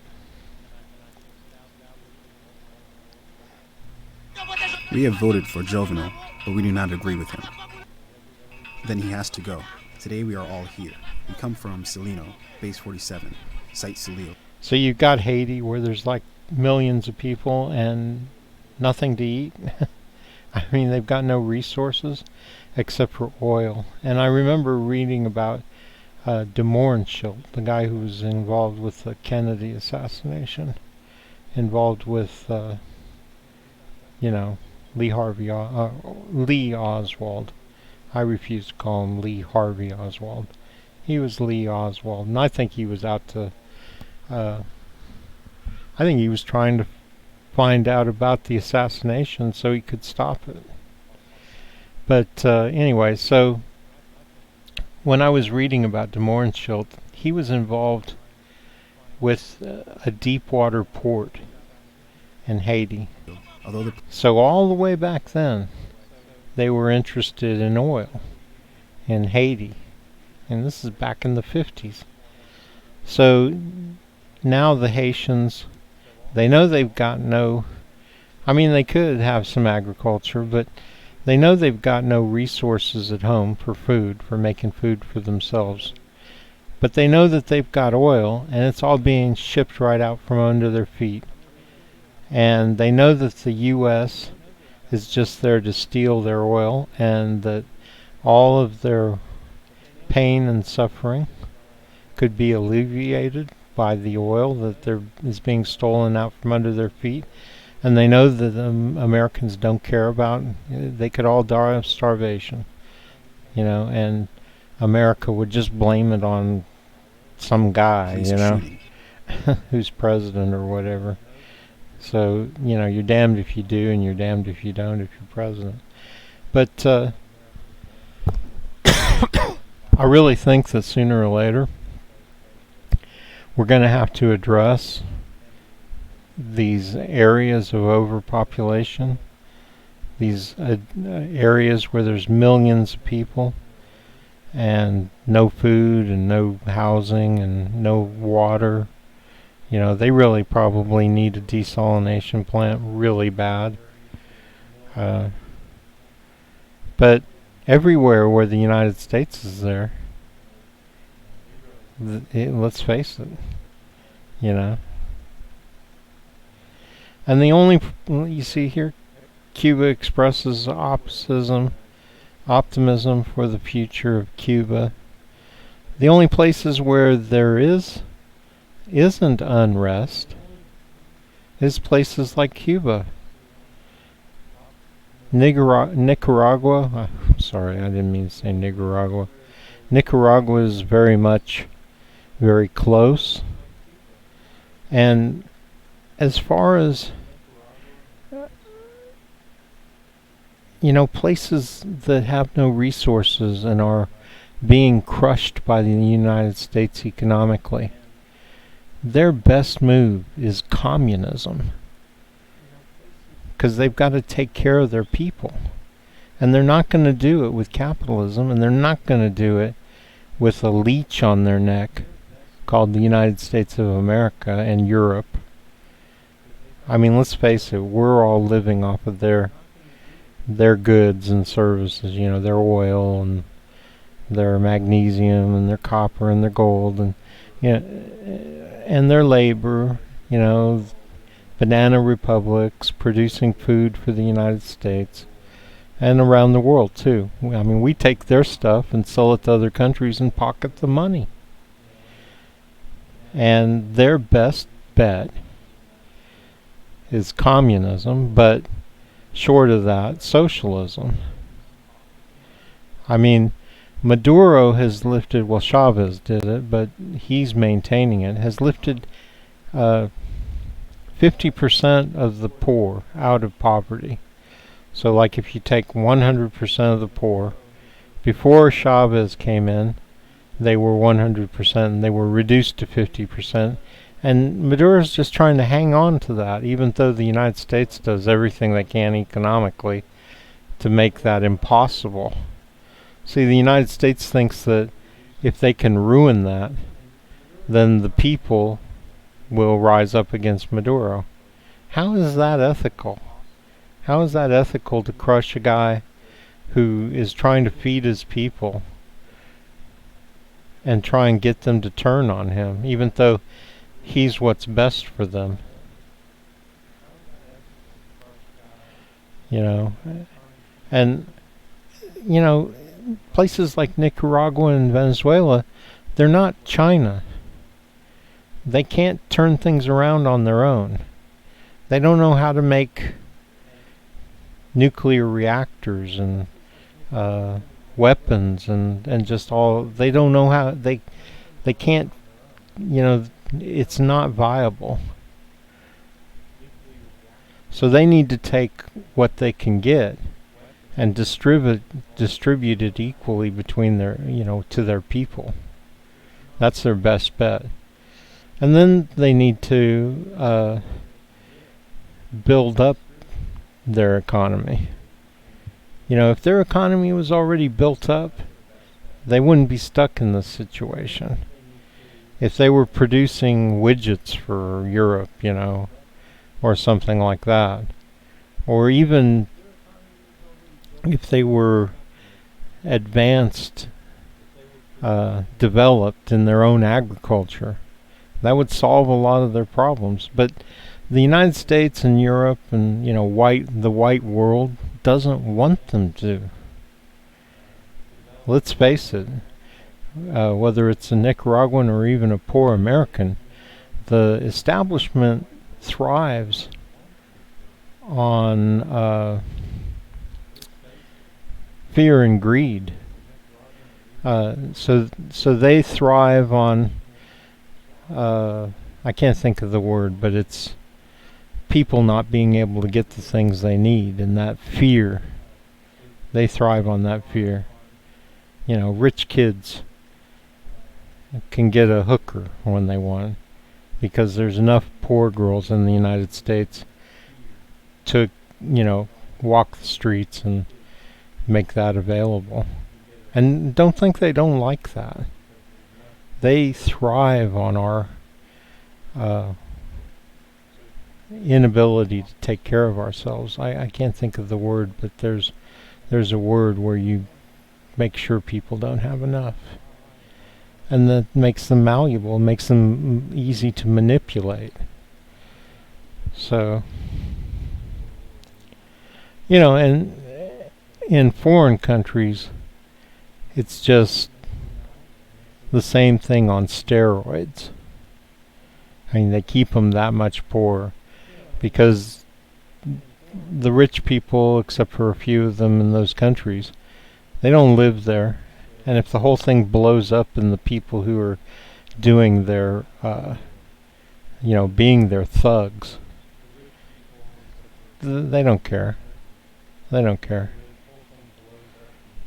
And they'll try and figure out a way to turn it all to their advantage and turn the whole country, after thousands, millions of people die, you know, whatever, to their advantage, to where they can be right back in there and doing the same thing.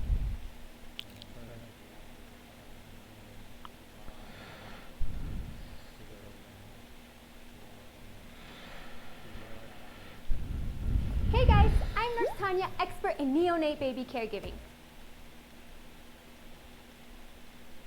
Are piles of festering, pus-covered garbage news outlets. Excuse me, I mean American media. Haiti is on the brink of revolution to overthrow the U.S.-backed regime. Yeah. Revolutionaries destroyed police headquarters, attacked residencies of government officials, and burned a jail and courts to the ground in different parts of Haiti on Friday. Yet, we've heard almost nothing about this on our news. Do you think you might get just a little bit more CNN coverage if it were happening in Venezuela or Iran or North Korea or China? Seriously. I mean, if Haiti just... Yeah, he's absolutely right, you know, about the media. It's a new school year in Mali, but these children are not in the classroom. When they were of school age, militants stormed their homes and threatened their parents. Okay, I watched a really good show about Mali maybe 10 years ago. And this all, I could see this coming so clearly. And I could see how Muslim militants would be in there trying to take it, you know, get in there. I mean, actually, Muslims care more about the people than we do. And what I saw was that Mali,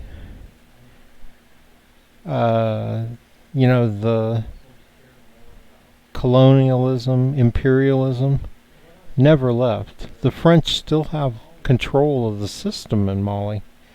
And they were bringing in American entrepreneurs.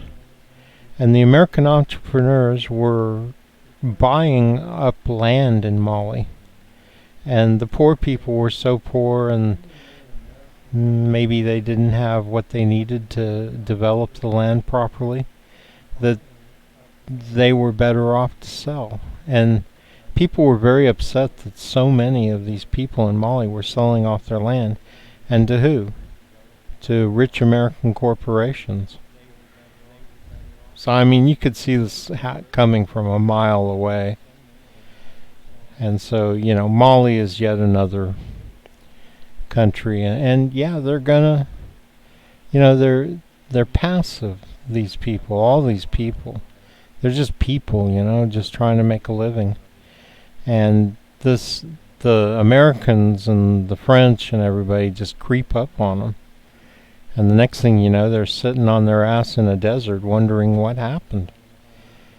And they probably will never have the strength to rise up. But Islamic, you know, Al-Qaeda and these people, which they're not really Al-Qaeda, they're just people who kind of believe in the same things like kicking America out. So why wouldn't they be popular, right? So this is where they killed a bunch of Haitians.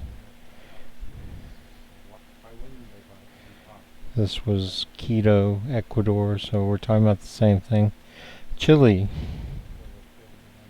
you know, we got the same problem there. So Lebanon, where you got the same people in charge, Aoun, Christian Lebanese, and they won't budge, you know, in terms of their money.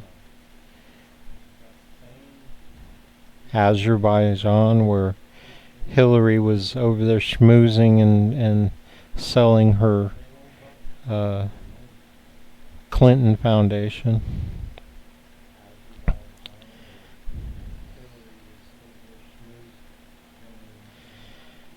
So, yeah, this is an issue, you know. And I've got 24 examples. Greece, you know, where let's face it, since the military performed their coup back in the 70s, it's been, you know, and the EU's a problem. In Germany, my God, I could even get into that, but not tonight. I'll do a whole show on just this stuff and the different places around the world.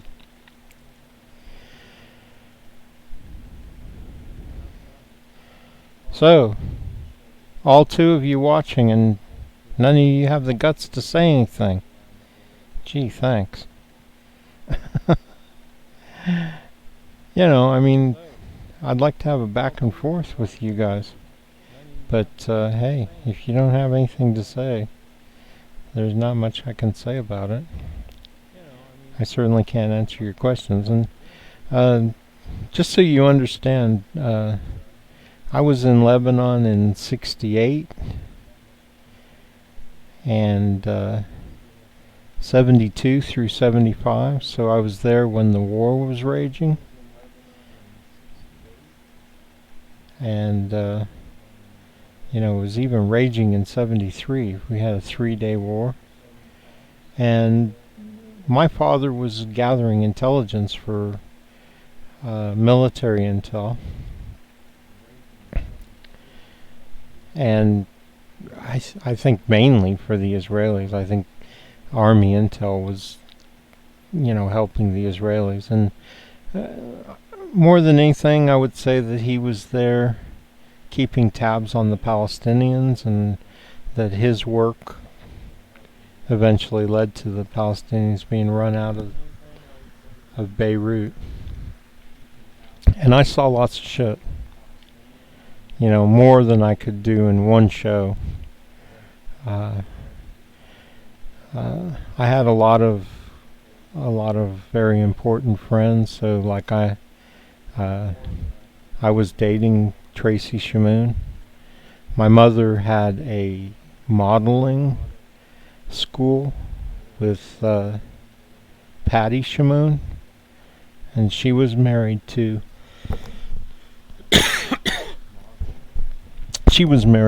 of course, Danny Shamoon. And if that doesn't mean anything to you, well, You'll have to watch my shows more often, and I'll get into that, who they were and what their importance is. And Tracy, I think she's crazy. She's diving right back into it, right when things are going to get bad. Tracy, go back to London, go back to the United States. Get out of there. Don't stay there. So, and I'm not saying I had anything serious going with Tracy Shamoon. It's just, I liked her, and we were good friends. I'll tell you what. I'll tell you a story. So I'm over at her house, right? And this is during the war. And she says to me, well, let's play some game, like Monopoly or something. And so she says, well, the game is in the closet.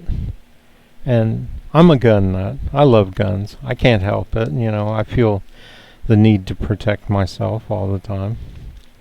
And when I was a kid, surrounded by the war and everything, I really couldn't get enough of, military type stuff. And of course, Danny was very important there.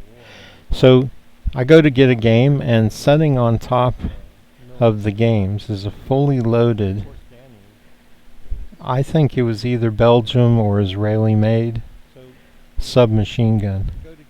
Now I'm like, my eyes are bulging out, right? I'm looking at this thing and I'm like, I can't resist. I pick it up, and it's got like a stock that pulls out the back, like a wire stock. And I pull the wire stock out, and I'm just checking it out. I know about guns because I spent a lot of time on the farm, around lots of guns. I knew gun safety and everything. So I didn't feel really awkward about checking out this gun. I mean, hey, no offense to Danny. I loved him. I thought he was a wonderful guy. Maybe some questionable things later on, but at that time, all I saw was a total hero. I mean, before this had happened, the Palestinians set up a roadblock in front of his building. We were near the sports stadium in a penthouse apartment. And man, he got mad, and he picked up that machine gun, and he went downstairs, and he ran those Palestinians off his street. And I can see how people admired him. He was just fearless, when he felt like it was right, for him to do something, he was fearless. He would just do it. And having that cool machine gun probably helped. So, I'm sitting there with this machine gun, and I think, oh, I better put it back. And I try and push the stock back in, and I can't find the button or whatever. And so I can't get it to go back in. And I should have just laid it back down like it was.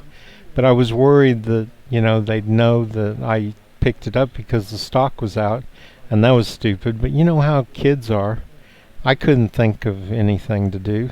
So I took it into the kitchen, and I found the maid. And of course she just fucking flipped out, she's screaming, and I'm like, just tell me how to push the stock back in, and I could speak some Arabic. And she just said, I don't know, I said, okay, calm down, I'll go put it back. So I go put it back, but the cat's out of the bag, and Patty comes home, and my mom comes over, and she's there, and all of a sudden I'm the big bad person because the adults left the submachine gun on top of the games in the closet. Gee, that's my fault, because I picked it up. Okay, so whatever. So I mean, these are people who are very, you probably know that Danny Shamoon was his whole family, not Tracy and Patty, but they went back to England. He married and had 2 or 3 more kids, and supposedly this Zsa guy ordered to have them all killed and machine gunned them all to death. But this is Lebanon, you know. This is what happens when you get these things going on. Okay, so, you know, that's what we were doing in Lebanon. It's no coincidence that my mom has a modeling school with Danny Shamoon's wife, and my best friends in Babda, where I lived, which is right above Lebanon, where the parliament is and everything, are all really important people, and I still know them. You know, Paul Salem's in Washington D.C. But you know, they're all too important for me now. So, although I can occasionally get one of them to talk to me, but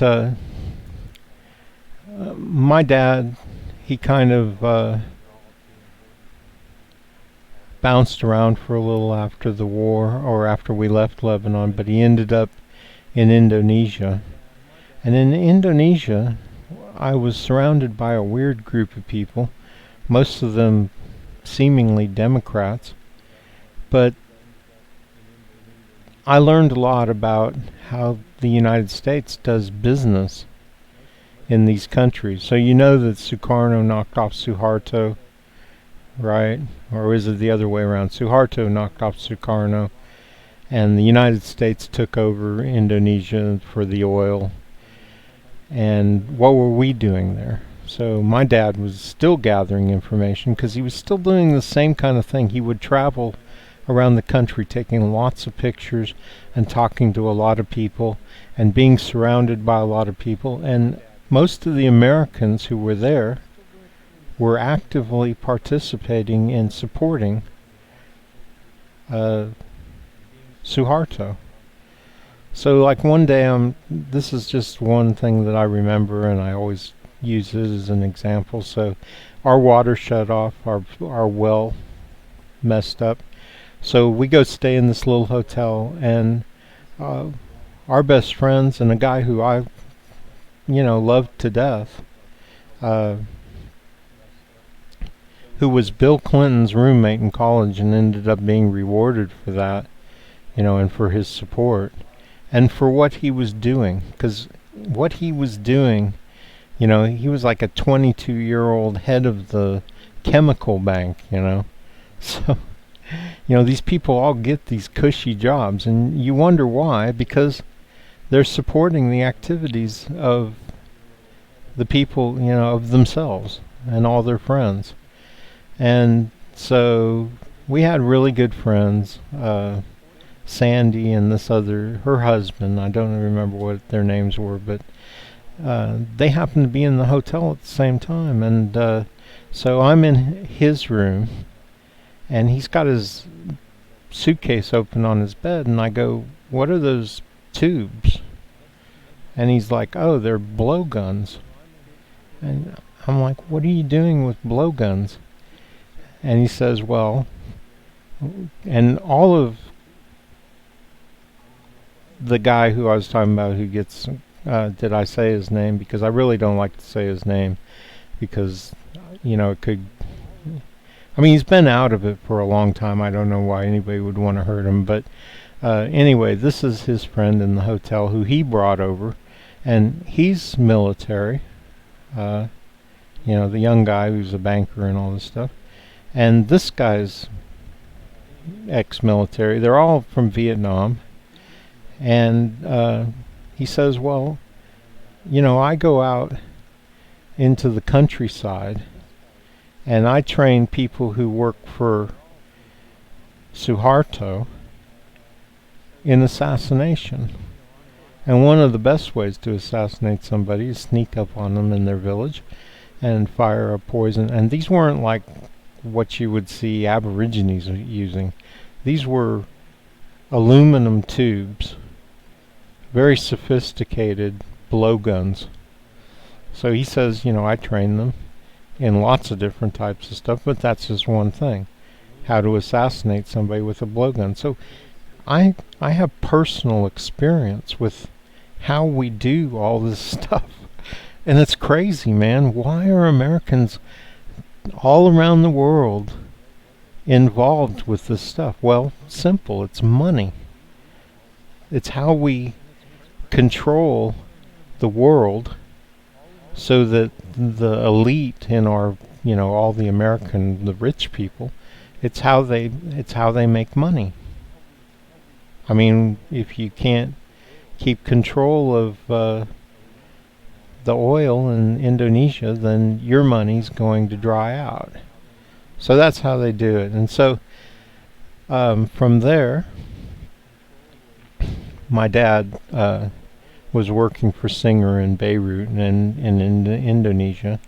And Singer, for some reason, decided that, because if you know anything about Singer sewing machines, it's not Singer sewing machines, it's Singer International, and they make everything from, sewing machines to controllers for nuclear re-entry vehicles. So they're not just that, and they're also a front. Their employees are working, and whether they know it or not, they're turning in all these reports. They travel around the countries taking reports, and my dad, I can show you sometime all his pictures, all kinds of shit. My dad with a whole bunch of Chinese out in the middle of the desert in Saudi Arabia. I mean, it's the craziest shit, right? So Singer decides they're not going to keep him. Maybe because he's not really working for them, right? And he starts looking for a job. And I go... so he gets a job with one of the wealthiest Saudi Arabians in Saudi Arabia. A guy named, I think his name was Muhammad Ali Riza. And this company called Rezayat. So now he's in Saudi Arabia, and I'm like, well, this is way too complicated to explain, and I'm going to wrap it up here before too long. But basically, when he was in Saudi Arabia, he was raising the Mujahideen to go to Afghanistan. He was doing business, right? He told me, well, I used to see the Bin Ladens all the time and talk to them, And make a long story short, I ended up having a weird situation with Osama bin Laden. But I will tell you about that some other time. But he ended up doing that in Saudi Arabia. And I ended up going to Oxford, where I didn't really want to go. The excuse was that they wanted me halfway in between the United States and Saudi Arabia, so I wasn't so far away. Well, the truth is that even though I never was told this, but I know this, and I'll explain to you why sometime. The truth is that they had promised my dad that their son would get the best education money could buy wherever I wanted to go and whatever. Anyway, I ended up in community college in California, Foothill College, because that's where I wanted to be. I had no desire to be part of this whole, this system where just because your father's doing work for, that's basically benefiting the Israelis, because he was creating the relationship that you see now, where the where Saudis have, a closer relationship with Israel than anybody else in the Middle East. This place where Wahhabism and Salafism, anyway, you know what I'm talking about. Like the total opposites, right? These people totally hated Israel, but he created this situation where they became closer and closer and more dependent on each other, and basically are allies. until they decide they all want to kill each other again. And at that point, we have fully armed Saudi Arabia and Pakistan probably too, and they have nukes and everything. This is a lovely little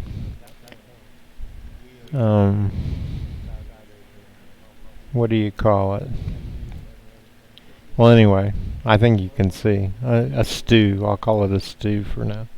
This is a lovely little stew that we've created, and we did. I mean, I hate to say it, but it was as much my dad as anybody else who did it. You know, my dad ran, and before he was when he was in Lebanon, he was working. Before he worked for Singer, he was working for Qandas, which is Assam Khashoggi, Adnan's the middle brother in Triad, and we knew all of them, you know. And that's another whole group of people that I haven't mentioned.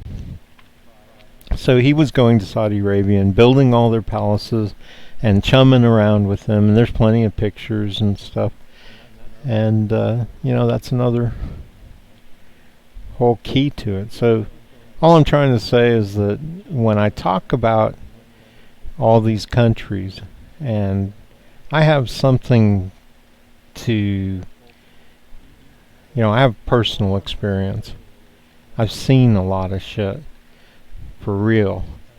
So I can kind of look at what I see in the news and infer from that, right? Draw inferences from that. And hopefully that benefits you guys. You get to have a little bit of a more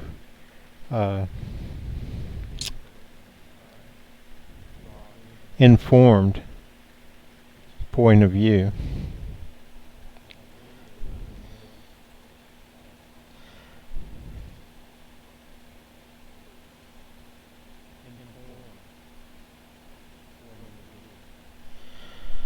So, you know, that's it for today. I'm really sorry for the way the show started out, and it was just a mess, and I couldn't, you know, I kept looking for a place for people to chat, but really when you get right down to it, there's nobody here.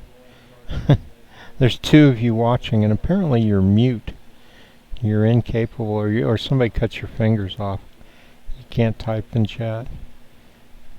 I'm looking forward to the day when somebody actually says something in chat. I don't think I'm missing anything here. Is there a chat somewhere that I don't know? Do I have to enable live streaming?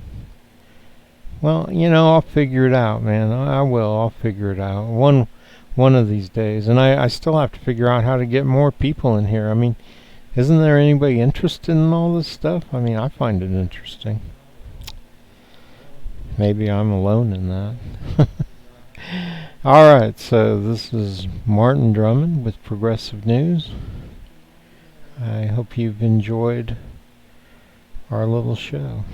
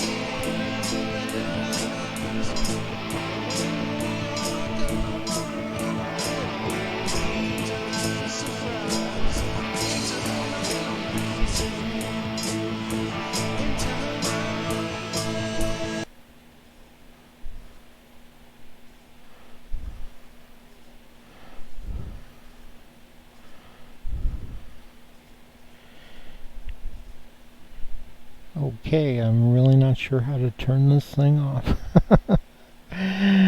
Yeah, I'm about as clueless going out as I am going in. New stream from previous. That's really not going to do what I want to do. Alright, I know how I can turn it off. It's got to be in here somewhere. Stop streaming. Alright, bye y'all.